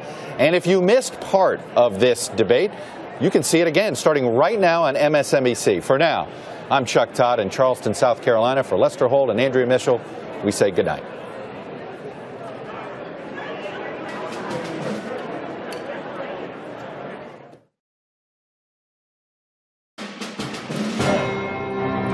Not MSNBC.com. And good evening from Charleston, South Carolina. I'm Chuck Todd. It was the debate we've been waiting for, the one that finally lived up to the hype on the Democratic side. And it seemed to be all about Bernie Sanders tonight, who was very much on offense, well, and defense. Tonight in this final debate before the voting begins in this year's presidential primary season, with the Iowa caucuses just about 2 weeks from now, Hillary Clinton, Bernie Sanders, and Martin O'Malley took the stage here at the Gilliard Center in Charleston. They engaged in some heated exchanges on key issues such as health care, guns in America, and Wall Street's influence in this election. I'm being joined here in the spin room in this hour by Eugene Robinson. He's, of course, Pulitzer Prize-winning columnist for the Washington Post and an MSNBC analyst. So, Eugene, as we were talking about it right at the tail end of the debate, this was the Bernie Sanders debate. It really was. It was all about Bernie Sanders. He has proposed ideas. He's proposed revolutionary change. Hillary Clinton very much pushed back against that and push back against various aspects of Bernie Sanders' record, especially on guns. She was on the offense on the gun issue.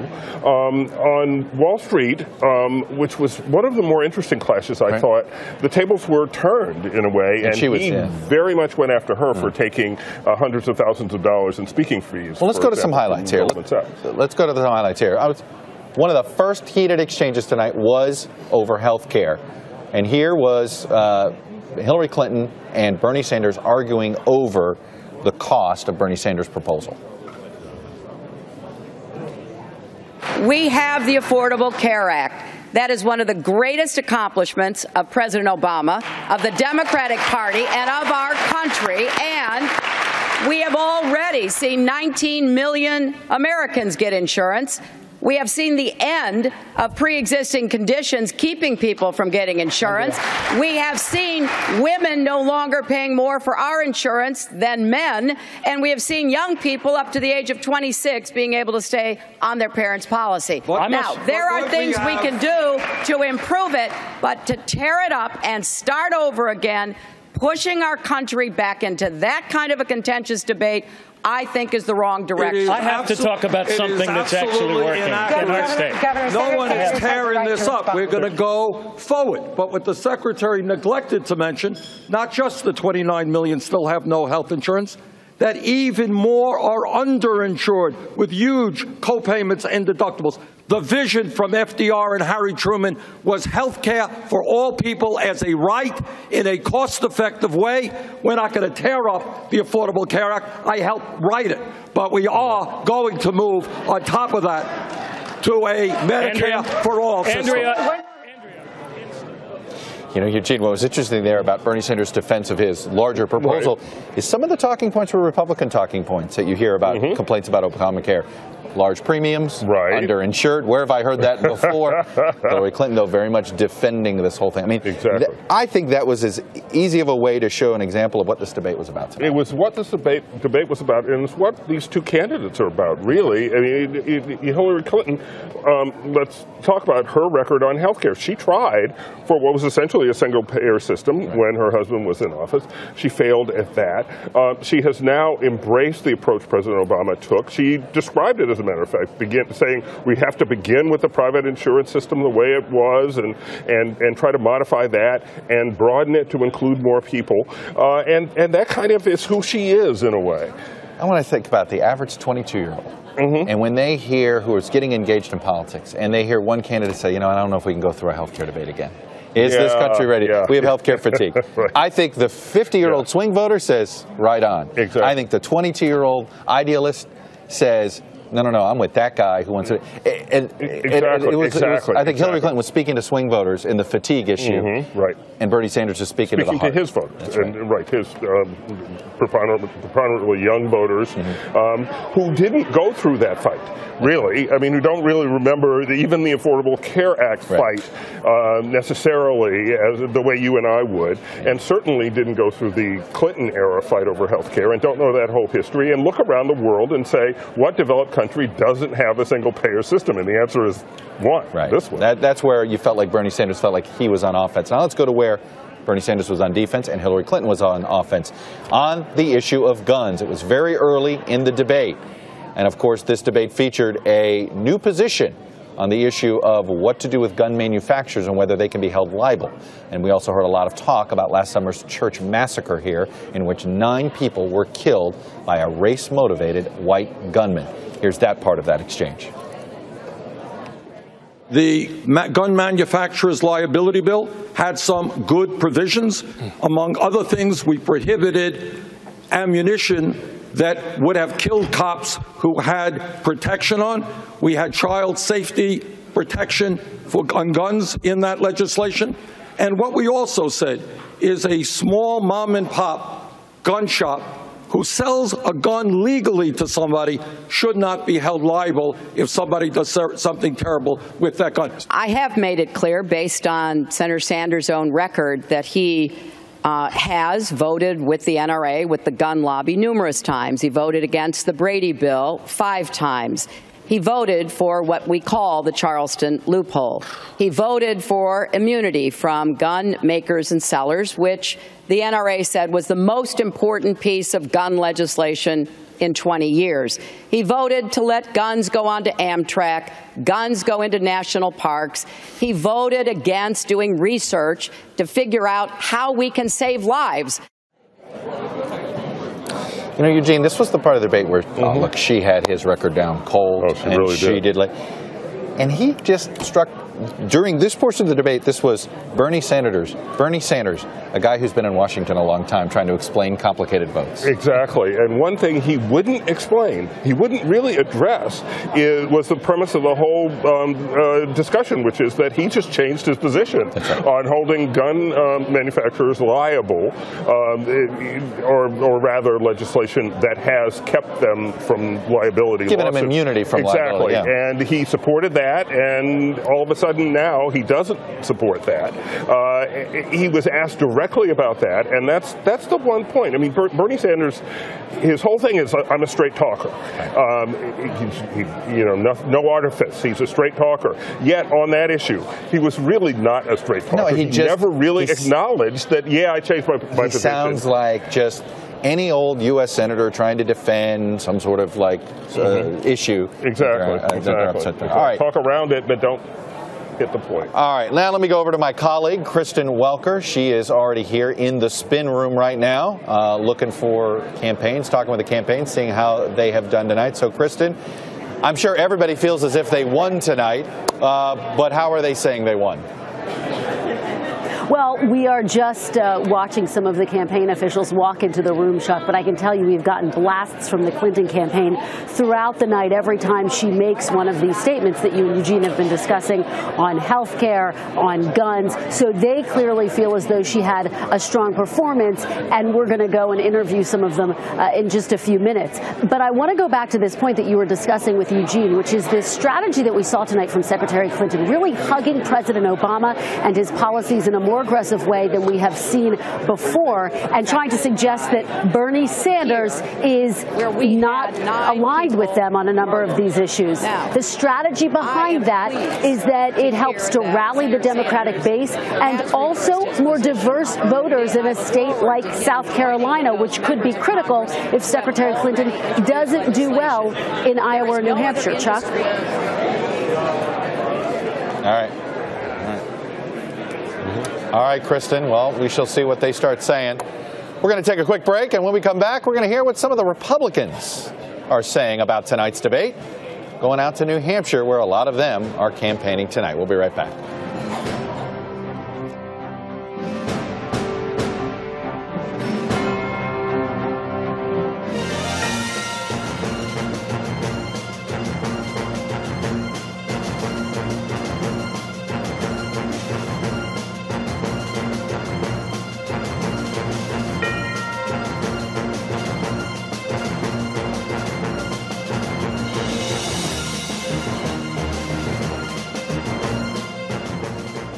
When Putin came back in the fall of 2011, it was very clear he came back with a mission. And I began speaking out as soon as that happened, because there were some fraudulent elections held and Russians poured out into the streets to demand their freedom. And he cracked down and, in fact, accused me of fomenting it. So we now know that he has a mixed record, to say the least. And we have to figure out how to deal with him. What's your relationship with him? Well, my relationship with him, it's interesting. It's it's one, I think, of respect. We've had some very tough dealings with one another. And I know that he's someone that you have to continually stand up to, because, like many bullies, he is somebody who will take as much as he possibly can unless you do.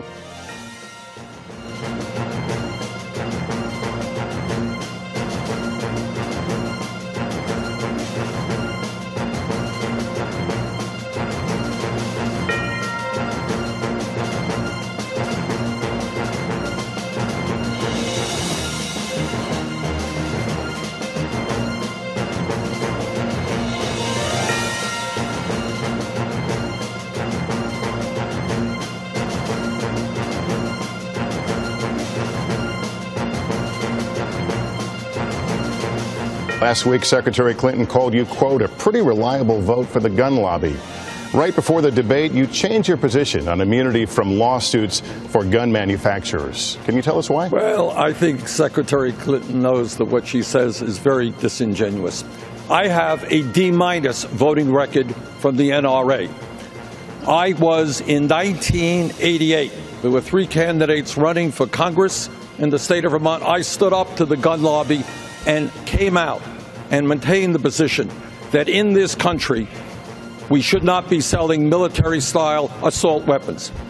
I have supported from day one an instant background check to make certain that people who should not have guns do not have guns.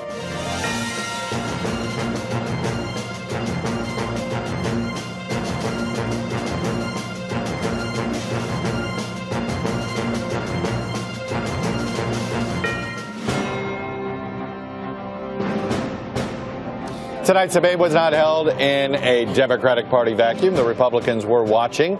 Many of them were tweeting. The Republican Party even had a little gimmick that they tried to do here in Charleston. Well, let me check in with Hallie Jackson. She's in Manchester, New Hampshire. She's been covering the Republican side of this campaign for months. So, Hallie, what did you hear tonight from Republicans who were watching this debate? And a couple of key takeaways here, Chuck. One of the big ones seemed to be just how far apart both parties are on the issues that are priorities to their base. In that first question, you heard the Democrats talk about strengthening the economy, improving health care access, uniting the divisions in this country. No mentions of national security, of ISIS, of the war on terror. And Republicans noticed, they quickly pounced, the GOP sending out a tweet highlighting that none of the Democrats brought up these topics. That is something that didn't get spoken about until over an hour into the debate.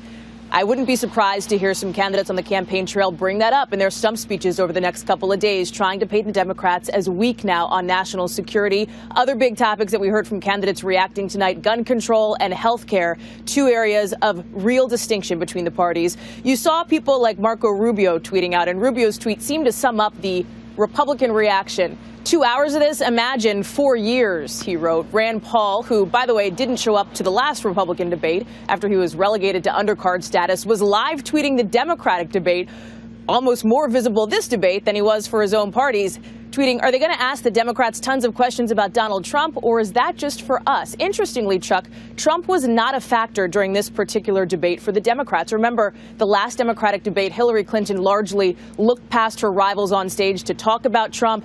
That was certainly not the case this time. And Trump himself was quiet on social media. He really didn't tweet about this at all. Jeb Bush did, taking aim at Hillary Clinton, and that was another theme that we saw from the Republicans tonight, trying to hit who they believe could be their potential general election contender.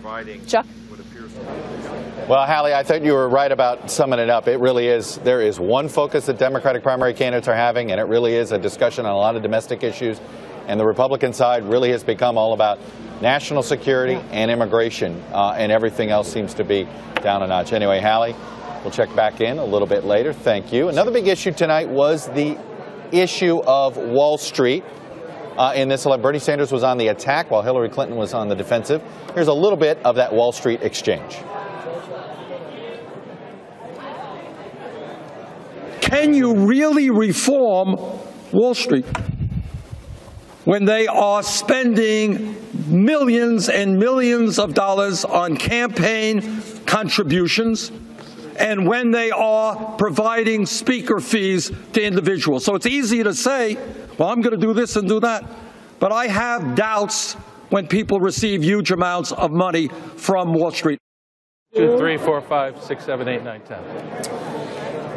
What I found fascinating there, Eugene, is that was the first time, Sanders had been a little bit kid gloves on Hillary Clinton. Yeah, this was not kid gloves. No, he went there on speaking fees. He went there. He made it very personal. Goldman Sachs speaking fees. You've been taking hundreds of thousands of dollars, speaker fees. $600,000 was the figure he mentioned in a year from Goldman Sachs. So he really, this is the point that he's emphasized on the campaign trail, his crusade against Wall Street, his belief that the system is rigged, in favor that the big banks have to be broken up and Wall Street has to be brought to heel. And he clearly believes that Hillary Clinton disagrees. And this was another moment where you saw Hillary Clinton wrap herself in Obama. Yeah. Let me tell you about Dodd-Frank. Mm-hmm. And, oh, by the way, who did Dodd-Frank? President Obama. I think it was Obama. Yes, it was that. All right, let me bring in, we're going to be bringing in surrogates for all the campaigns. First one is up is Tad Devine. He's chief strategist for the Bernie Sanders campaign. Tad? I assume you thought your candidate did well. We always know that. So we'll get that over with. Let's get that over with.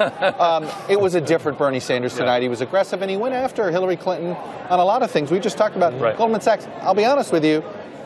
I remember you saying a few months ago that wasn't the type of campaign we'd be seeing. Why bring up speaking fees? Is that not a personal attack? Is that I was surprised from you guys. You know, I think the Goldman Sachs settlement this week of $5 billion really did appall Bernie. And I think, you know, also, he's just decided there are big differences between he and Hillary Clinton. And we made an ad about it. People kind of went crazy over the ad. I mean, but I think it's a very straightforward thing. There's two different Democratic visions for what we're going to do about Wall Street. There's the Wall Street Democratic vision, and there's Bernie and, you know, others in the Elizabeth Warren in the Democratic Party who believes we need to take them on and we can't take their money and take them on at the same time. So I think it's a legitimate fight. He wanted to make it. I think he made it powerfully. There was another issue on which they clashed, gun rights, in which Bernie, at least to my ears, and I think to everybody's ears, never really answered the question. Why did you change your position on immunity for gun rights? Well, listen, he said a couple of months ago that he'd be open to look at it. Now, a piece of legislation came to him a couple of days ago. He said he's comfortable supporting it. He wants an amendment in it, an amendment that basically says we should protect mom and pop gun stores. Okay, and change position. Listen, characterizing Bernie Sanders as a guy who's terrible on guns, which is what Hillary Clinton and her campaign is doing, is just not true. He's a D- NRA life-rated guy from a rural state. He has the best record of anybody in Vermont on that issue from the gun safety perspective. But you know, it's interesting, Ted. Look, to my ear, you hear Bernie Sanders on every other issue. He wants to make big changes. He's ready to sort of break up big systems, this or that. On the gun issue, he sounded like another Washington politician. Well, yeah, that's not what I heard. You know, listen, I know his record on guns. I know in 1988, when he ran for Congress for the first time, he lost that race, probably because he said he would support a ban on assault weapons. You know, I know he supported background checks since the early 90s. I know he's been strong on a lot of these things. Yeah, there's been a few issues with it and differences, but to try to take that and to say this guy is terrible on the issue is just a bridge too far. And I think that's why Hillary's attack on this is going nowhere. Well, it's not necessarily saying he's terrible on the issue, but to say that he is out of step with the Democratic mainstream on this issue, I think that would be a fair thing to say. I don't, and I'll tell you why, because he's got a record of voting for a number of common sense gun safety measures, like background checks, close the gun show loophole, get rid of the straw man provision. You know, he's got a lot of votes in his record, and I just think, you know, if he was, Howard Dean had an A rating, if he was the current governor of Vermont in an A rating, if he was other politicians from rural states and had A ratings, you know, Ted Strickland, okay, A+ rating, well, that would be fair. I get it, but I don't think it's going to stick to him because he has a lot of very strong votes when it comes to guns. Let me ask you, though, where do you guys go from here? You know, when it comes to, it was clear that Hillary Clinton's strategy was wrap herself in President Obama. Yes, I noticed that. Right. Yes. But it does imply that you guys are you wanting to build upon President Obama's legacy, or does he want to change a lot of things? It seems like he thinks Dodd-Frank didn't work. He thinks like Obamacare didn't work. What is it? You know, he does want to build on President Obama's legacy. He recognizes that the president came into office at a time when this country faced perhaps a second Great Depression, that the president had to lead us out of that, and he did. But Bernie wants to take us in a different direction. His policies are different. He believes health care is a right for all. We presented a plan for it. He believes, you know, his foreign policy, I think a lot of it, he's very similar to what President Obama does, and I think, frankly, Hillary Clinton is a lot more aggressive in a number of areas when it comes to military intervention, for example. So I think, yes, he wants to build on President Obama's policies, but Bernie wants to take us in a different direction, away from a party that's too beholden to Wall Street. He believes the economy is rigged, it sends too much wealth to the top, and is held in place by a corrupt system of campaign finance. That's our message. You got it all in. Tad Devine, Chief Strategist for Senator Sanders. Thanks for coming on. Thank you. Appreciate it. All right. Let me take you over to Kristen Welker right now. I believe she has one of the actual candidates who is on that stage, none other than former Maryland Governor Martin O'Malley. Kristen, take it away. I do indeed. Chuck, hi there. Governor O'Malley, thank you so much for joining us. Appreciate it. You. How did you think the debate went? Do you think you broke through tonight in a way that you haven't in these past debates? Well, every time we have one of these debates, we exceed expectations, and that's what you have to do as a challenger. So it's a rough format. They tell you up front, you know, that all of the questions are going to the front runners, and you have to jump in. But I thought we did a very good job tonight of laying out a vision for a new generation of leadership. Alone on that stage, I've actually gotten things done as an executive, whether it was health care or comprehensive gun safety legislation. And so I enjoyed tonight. Let's talk about guns. That was one of the most heated moments of the debate. Your argument essentially to Secretary Clinton and to Senator Sanders was that they've both flip-flopped on this issue. Is that really fair? And do you think that you moved the needle in that argument in any way? And is Bernie Sanders in some ways being disingenuous by changing his mind on the issue yesterday? Well, I think the reason we haven't gotten things done in Washington on this is because it was standard procedure for politicians, senators, congresspeople to kind of go back and forth on this issue. There's been no moral clarity on this in our Congress for a long time. So, yes, I believe it is true that Secretary Clinton and Senator Sanders have both flip-flopped a lot on this issue. I have not. Since 2003, I've been advocating for a ban on combat assault weapons, and then alone on that stage, I'm the only one that actually got it done as a governor, and we didn't interrupt a single deer hunter's hunting season because of it. But is that realistic given the current state of Congress to get a ban on assault weapons? I believe it is. I believe we can't give up. And look, I laid out 7 different executive actions that I would take, and I'm heartened by the fact that President Obama has taken some of them. We have to keep moving towards this consensus and putting it together. You can't relent. You can't give up. You and I are talking about health care. You say that you see Bernie Sanders' health care plan as a tax on the middle class. Did you need to be more aggressive on that point tonight to break through? Well, I thought Secretary Clinton was being pretty aggressive on that. But look, did you need to be more aggressive? You're the one who needs to see your poll numbers go up. Yeah. Well, look, I thought I was relentless and aggressive in talking about the fact that I've actually created a way to make the Affordable Care Act work that reduces hospital costs, that moves to global payments, and that was something I wasn't allowed to do by format in the last 2 debates. So I picked my moments. I didn't want to be part of their back and forth squabble, really. I'm a former mayor. I'm a former governor. I'm about getting things done and actually making things work.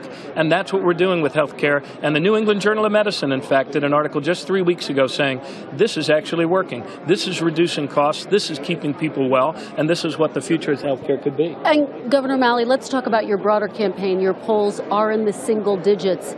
At what point, or do you reach a point when you say you're not seeing the increase that you need to see to stay in the race? Well, I intend to let the people decide, especially the people of Iowa, where I've spent so much time, and then New Hampshire will decide. So that's what our democracy is all about. There are many candidates who have been where I am in the polls, and then the people of Iowa have a way of lifting up a new leader and introducing that person to the rest of the country. So I'm excited about caucus day, and I'm going to continue to let the people decide and trust their judgment. And just finally, do you ever get daunted when you wake up and you see the poll numbers stuck there? Yes, except that I've seen John Kerry, I've seen Jimmy Carter, I've seen many other candidates who are in a similar position. With total respect for you and your colleagues, you rarely ever get it right when it comes to calling what the outcome of the race is going to be. And the people of Iowa aren't going to be pushed around. They make up their own mind. All right, Governor O'Malley, thank you so much. Hey, thank you. Appreciate it. Chuck? Thank you, Kristen. When we come back, we're going to hear from the Clinton campaign. None other than John Podesta, the chairman of the Clinton campaign, will join us to assess how he thinks his candidate did. We'll be right back.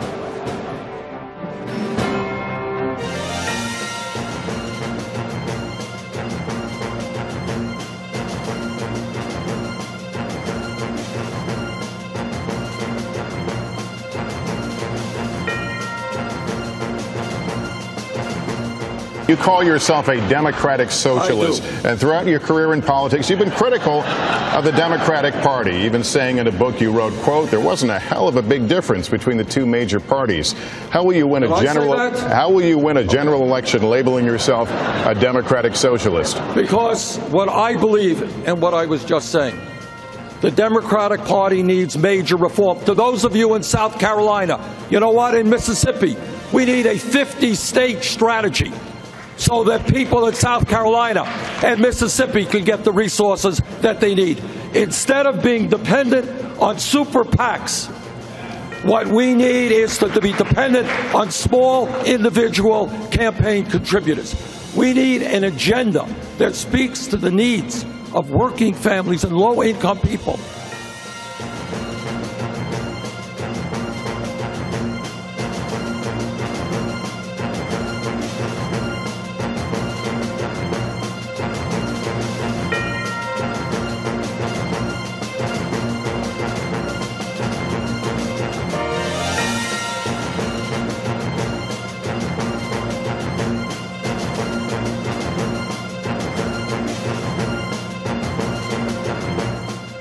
The most recurring question I get when I stand on the chair all across Iowa and talk with my neighbors is, how are you going to heal the divisions and the wounds in our country? This is the biggest challenge we face as a people. All my life, I've brought people together over deep divides and very old wounds. And that's what we need now in a new leader. We cannot keep talking past each other, declaring all Republicans are our enemies, or the war is all about being against millionaires or billionaires, or it's all against American Muslims or all against immigrants. Look, as Frederick Douglass said, we are one. Our cause is one. And we must help each other if we're going to succeed.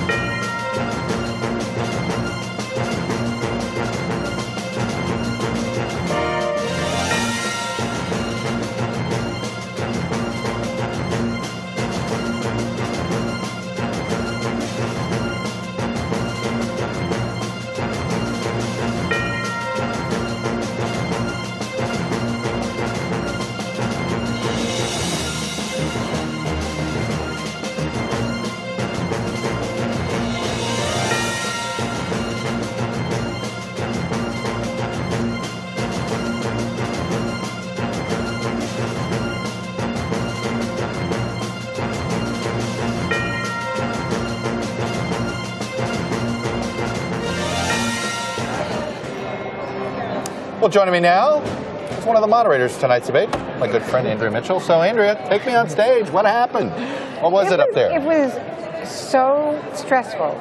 You could feel the energy between those two candidates, you know, obviously Clinton and Sanders, because this race is so tight. Yeah. And all of the anticipation with the fireworks we've seen on the campaign trail remotely came to a head, I think, when they were standing side by side. Here's the part I love the most. What happened during the commercial breaks? They went off. Yeah. You know, they went off to their corners backstage. O'Malley was kind of schmoozing around, but they went off. I saw them. I know. I saw him come up to you guys at one point. And I'm like, uh-oh. I wonder if he's complaining about time. No, he's usually candidates do that to the moderators. He said I wanted to say something about opiates. Okay. I mean, we covered, I think, a lot of substance. It was a very substantive debate. I think they felt good about that. Yeah. And we didn't talk too much about Donald Trump. Well, there you go. It was a Democratic It was a Democratic debate for Democratic primary voters. Just the way it's do, just like a Republican debate is for Republican primary voters. And I do think that the fact that tomorrow's Martin Luther King Day, and that we're in Charleston a block or two from Mother Emanuel, and it was the Congressional Black Caucus Institute as one of the sponsors. We wanted to talk about these issues of Black Lives Matter. Could you feel the feelings in the room? I felt like the room had a favorite. And it was hard for me to tell. It was interesting because you had the high shot. A little bit, yeah. It was very interesting. I felt like the room certainly was more open to Hillary Clinton than anybody else. It was very interesting. Well, she's got a lot of roots here, a lot of strength. That's for sure. All right, we're going to check in with the Clinton campaign. I'm going to bring in the Secretary Clinton's campaign chair, John Podesta. Mr. Podesta, good to see you, sir. Nice to be with you, Chuck. A lot of pundits are saying this is the Bernie Sanders debate. Our friend Chris Eliza called him the winner, called you guys the loser, not because she did badly, but because the debate was so focused and the spotlight was on Sanders, partially because he did a lot of things you guys have been asking him to do, and he did them in the last 12 hours. He changed his vote changed his position on the gun immunity thing, put out a tax plan, put out a health care plan. Well, look, I think he came in a little bit on the defensive because people are starting to finally look at both his record and his policies. And I think on the issue of guns, he did flip his position on liability. Secretary Clinton pressed him to do the same thing when it came to the Charleston loophole, the loophole that permitted the killer at Mother Emanuel to obtain that gun. He didn't go as far as he did on liability. I thought that he reacted to the issues that she had raised around health care and threw out a whole new health care plan tonight after introducing the same plan for 9 times over 20 years. So I think that, yes, he was doing a lot of talking, but he was doing a lot of explaining about both his record and his positions. Do you feel like a night that while the debate may have been dominated by Bernie Sanders, you think that was a good thing for your campaign? Yeah, I think it because, well, I think it opened up a lot of issues. I think that, again, Hillary was, I think, the only person on the stage that could really do all aspects of the job. I thought she absolutely dominated the foreign policy section. That was a smaller section of the debate. She talked very passionately on racial justice, and not only on criminal justice issues, but that close that she did on the racial disparities that we saw play out in Flint, and the passion that she brought to that, and the results that she gets when she puts her mind to it, I thought was really helpful. How concerned are you about the resonance of his Wall Street attack mode and what he says about campaign finance reform? Do you think she's vulnerable on that? Because it seems to be picking up speaking fees. I mean, he went right to speaking fees. He went there, well, and the young vote, the Iowa vote. I mean, he's tapping into something there. Look, I think we need to reform our campaign finance system, and Hillary said that she would take an aggressive approach to that, appoint Supreme Court justices that would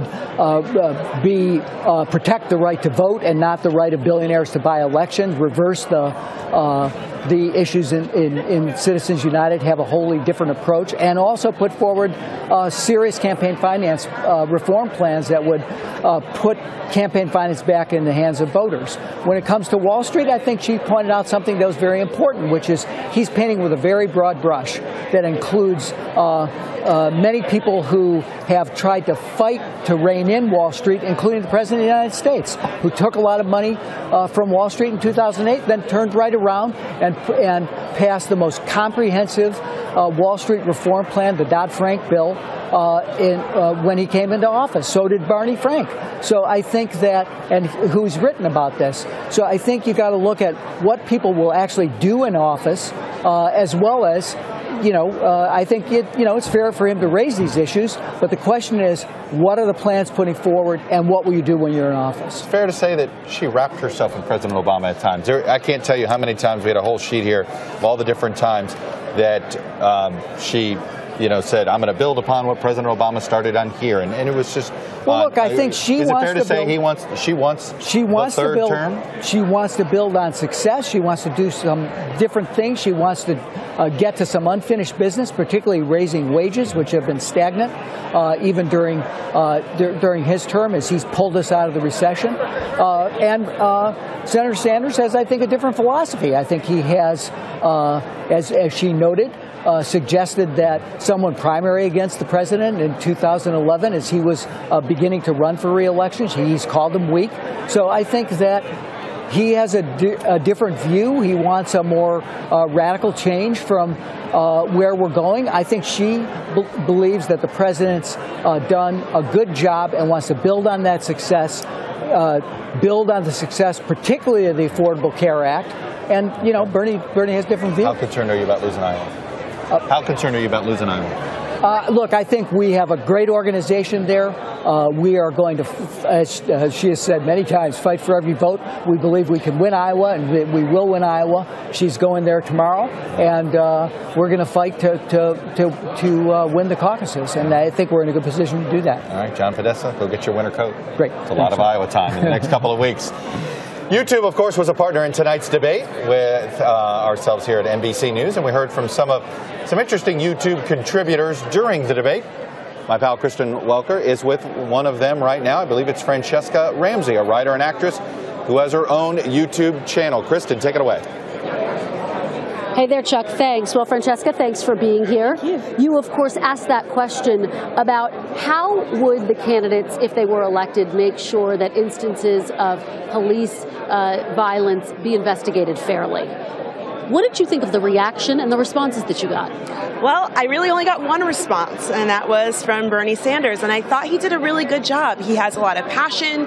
It's clear that he really cares about the issue, and I was so glad that he talked about the fact that there should be regulations for if someone dies in police custody, and that's something I would really like to see moving forward. I was disappointed that not everyone got to answer. Was there anything that you wanted to hear him say that he didn't say? No, I felt really good about his answer. You know, I think that we need to make sure that we have an impartial, group to come in and make sure that these instances are looked at in a fair way. And I think the Department of Justice is the way to go on those issues. And tell me why this issue matters and resonates for you personally.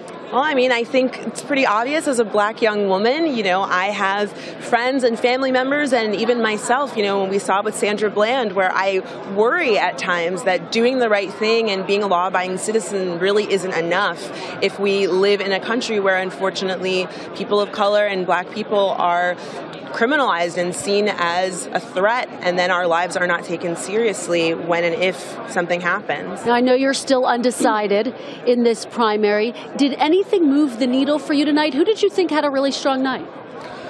I think I'm going to have to say that I felt that everyone did their best. I was a little disappointed that O'Malley didn't get to shine as much as I felt he should have or could have. But I'm still kind of open to the possibility of being moved in terms of moving one way or another. But I'm kind of keeping my vote to myself. Okay, well, you are entitled to. Anything you didn't hear talked about tonight that you wanted to hear talked about or you'd like to hear the candidates address on the campaign trail moving forward? I really think we need to talk a little bit more about LGBT issues. I think that, with the passing of same-sex marriage last year was a huge moment for us, but that's not the end when it comes to striving for equality for everyone. And so when it comes to issues for trans folk, I think that's really important. LGBT homeless youth is a really big issue that I'm really passionate about, and I hope that that's something that the candidates start thinking about moving forward. Well, thank you for your question tonight during the debate, and thank you for your fantastic insights tonight. We really appreciate it. Francesca Ramsey. And Chuck, I'll toss it back to you. Thank you, Kristen. We'll be back in a moment. We're going to have more of the online reaction to tonight's debate. Plus, we'll be talking with our friends and experts over from Google. We'll be right back.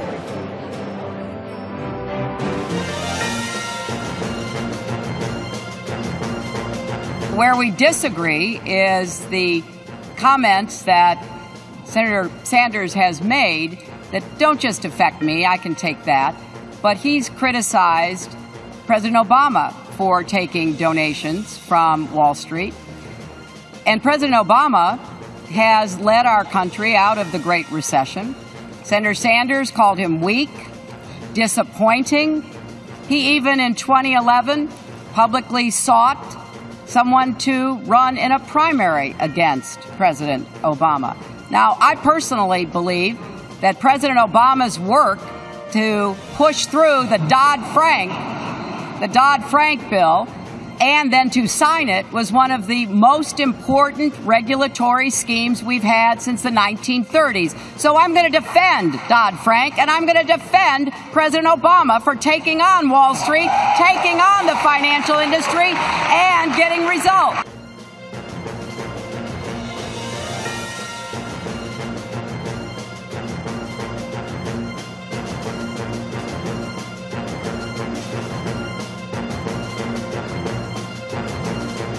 What is correct, and I'm disappointed that Secretary Clinton's campaign has made this criticism. It's a Republican criticism.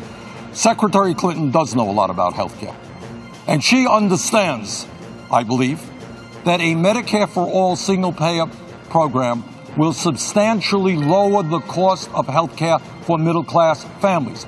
So what we have got to acknowledge, and I hope the Secretary does, is we are doing away with private health insurance premiums. So instead of paying $10,000 to Blue Cross or Blue Shield, yes, some middle-class families would be paying slightly more in taxes, but the result would be that that middle-class family would be saving some $5,000 in health care costs. A little bit more in taxes, do away with private health insurance premiums. It's a pretty good deal.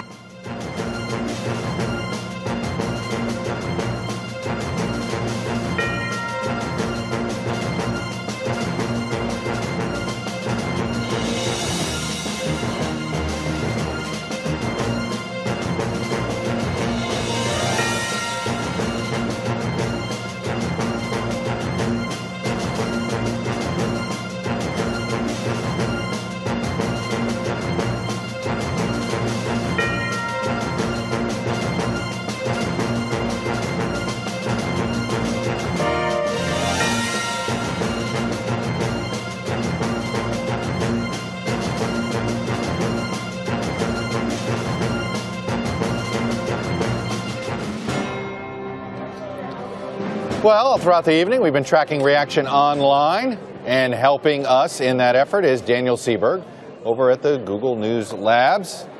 Daniel joins me now. So, Daniel, you know I'm a sort of a numbers geek. What do you got for me? Hey, Chuck, we got lots of numbers. We love numbers at Google. We've been tracking the data all night over the course of the debate, minute by minute, and we'll start with search interest around the candidates. And if we look at a national map, we can see that the highest number of searches were around Bernie Sanders, and you can see that across the country. So this is reflective of people wondering about maybe something he said, different policy issues and that kind of thing, but a pretty clear indicator of where a lot of the search interest went. We also found a lot of interest around Goldman Sachs as a trending term, a spiking term, if you will. In fact, at one point, it spiked about 758% over the 2 hours of the debate. We heard it come up in the course of Bernie Sanders talking about big banks, Hillary Clinton referencing it a number of times. So people wanting to know a little bit more about Goldman Sachs itself. And then we also saw a lot of search interest around Iran as a country that came up in the context of the nuclear accord. And people had some questions, and they turned to Google to get some clarity on that. So we saw things like, is Iran Sunni or Shia? Why are we giving Iran money? Is Iran now able to join the world economy? Just some of the questions that people had as they heard it mentioned during the course of the debate. And then finally, gun control, we know, was a big topic over the course of the entire debate, and we saw spikes with both candidates. I should say all three candidates, but primarily when we're talking about Hillary Clinton, we could see a 200% spike over the course of the 3 hours. And then with Bernie Sanders, we saw a slightly higher increase at about 350% over the course of those 3 hours. Just some of the trending terms. Of course, healthcare was in there, some issues around the economy. All of this data available at google.com/trends if the data geeks out there like you and me want to dive into it even further. Daniel, I can't get over your map. You were showing the candidates and you had all these nice colors. Bernie Sanders was purple and the whole country was purple. I mean, that says a lot right there. I mean, I go back there. Not a single state where either Clinton or O'Malley topped Sanders in interest. Is that the best way to look at that, in Google searching interest by state? That is how to look at it. Hard to know, looking at that map, how much more search interest there was for Bernie Sanders, depending on which state.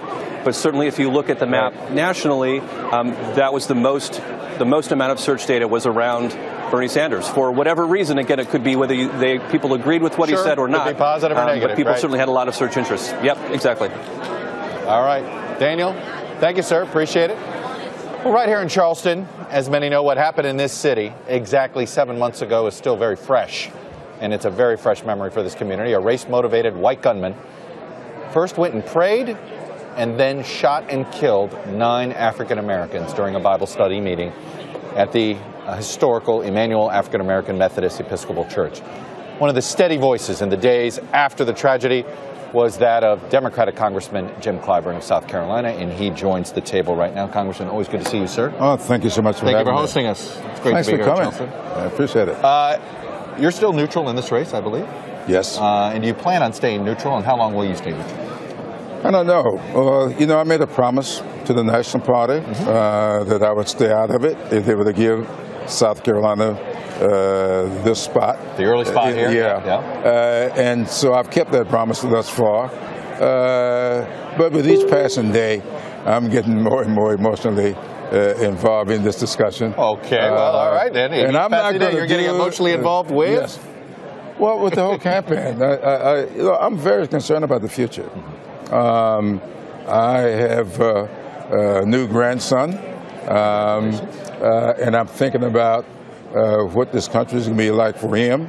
Of course, I got two grandkids in college, and I'm thinking about what graduation is going to be for them and what will they find after graduating. And I'm just getting a little more emotionally involved. So what did you think up there? Hillary Clinton, Bernie Sanders. Look, this is a two-candidate race. Yeah. It's clear from the polls, with no disrespect to Governor O'Malley, but I think we've seen what happened.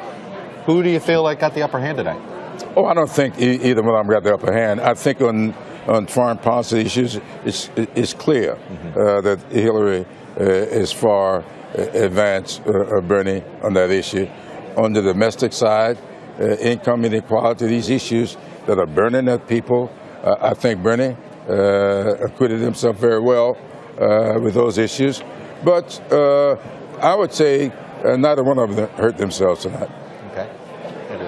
And here in South Carolina, people have talked about how Bernie Sanders is doing so well in Iowa, obviously ahead in New Hampshire, and that this is her firewall. He has some traction in Nevada with the unions as well, another caucus state, but when he comes down here to South Carolina, she has to do well, and she's reportedly, you know, so far ahead. What's happening with him here, though, in his attempt? He's working so hard to try to build his credibility with African Americans in particular, and with South Carolinian Democrats. Well, at the moment, this is a firewall for her, no question about that. She's way ahead in South Carolina. But as happened in 2008,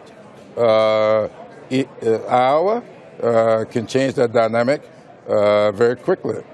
If it's close in Iowa and New Hampshire, she could lose both those states and not get hurt badly. In fact, it doesn't even have to be close in New Hampshire if it's close in Iowa. If it's a blowout, I mean, a 10-point loss in Iowa, it would redefine the race.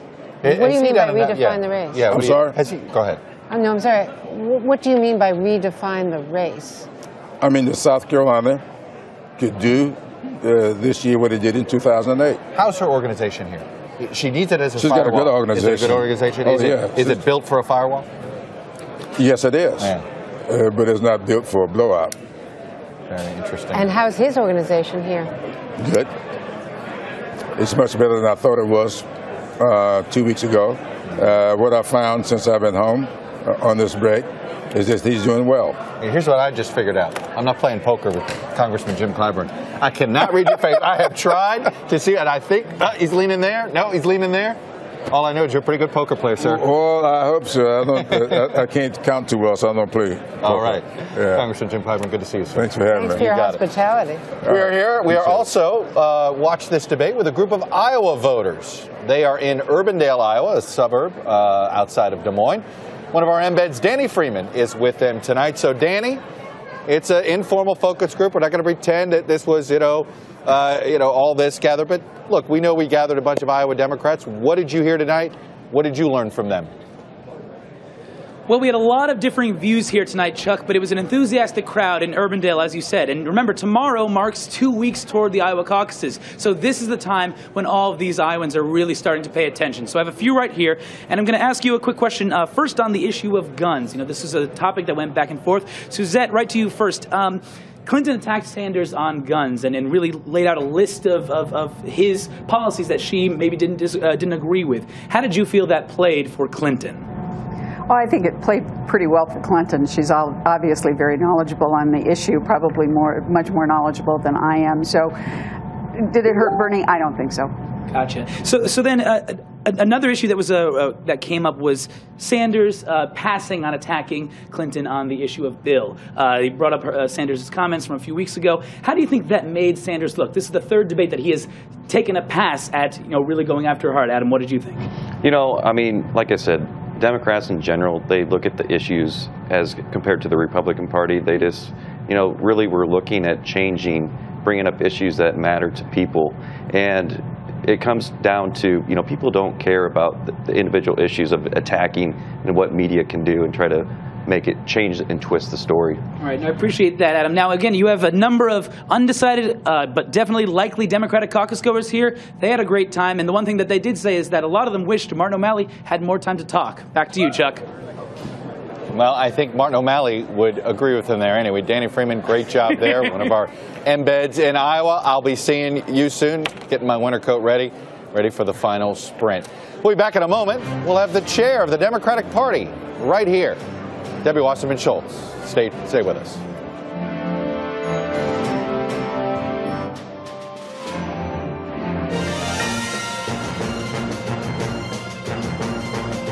This is the first time that a spouse of a former president could be elected president. You have said that President Clinton would advise you on economic issues, but be specific if you can. Are you talking about a kitchen table role on economics, or will he have a real policy role? Well, it'll start at the kitchen table. We'll see how it goes from there. And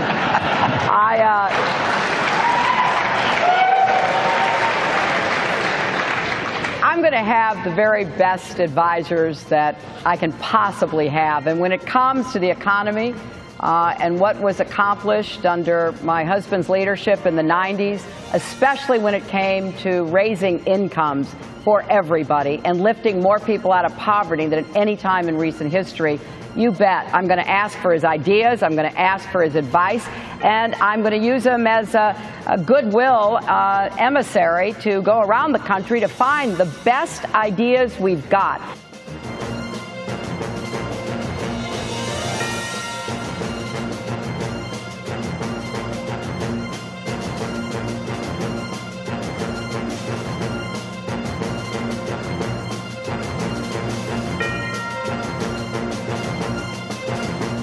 Over the long term, we need to develop new alliances. We need a much more proactive national security strategy that reduces these threats before they rise to a level where it feels like we need to pull for a division of Marines. And I also want to add one other thing here.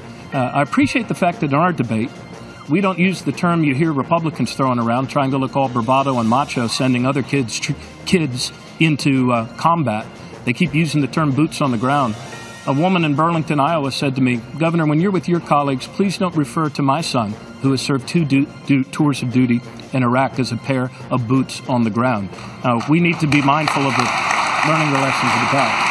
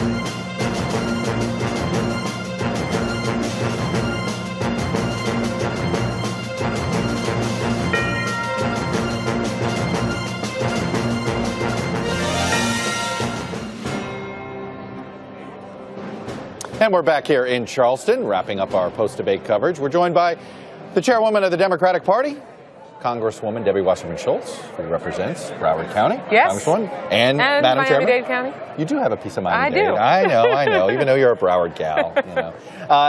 All right, straightforward. How'd you feel like this debate went as far as the Democratic Party is concerned? You know, for the Democratic Party, we put our best foot forward tonight. We had 3 candidates really show why they deserve any one of them to be commander-in-chief. Focused on the issues that are important to Americans, drew a dramatic contrast between the food fight that they had on the Republican stage on Thursday night. Republicans continue to double down on who they're going to deport and who can deport them faster, on which religion they're going to bar from entering the country just based on who they are.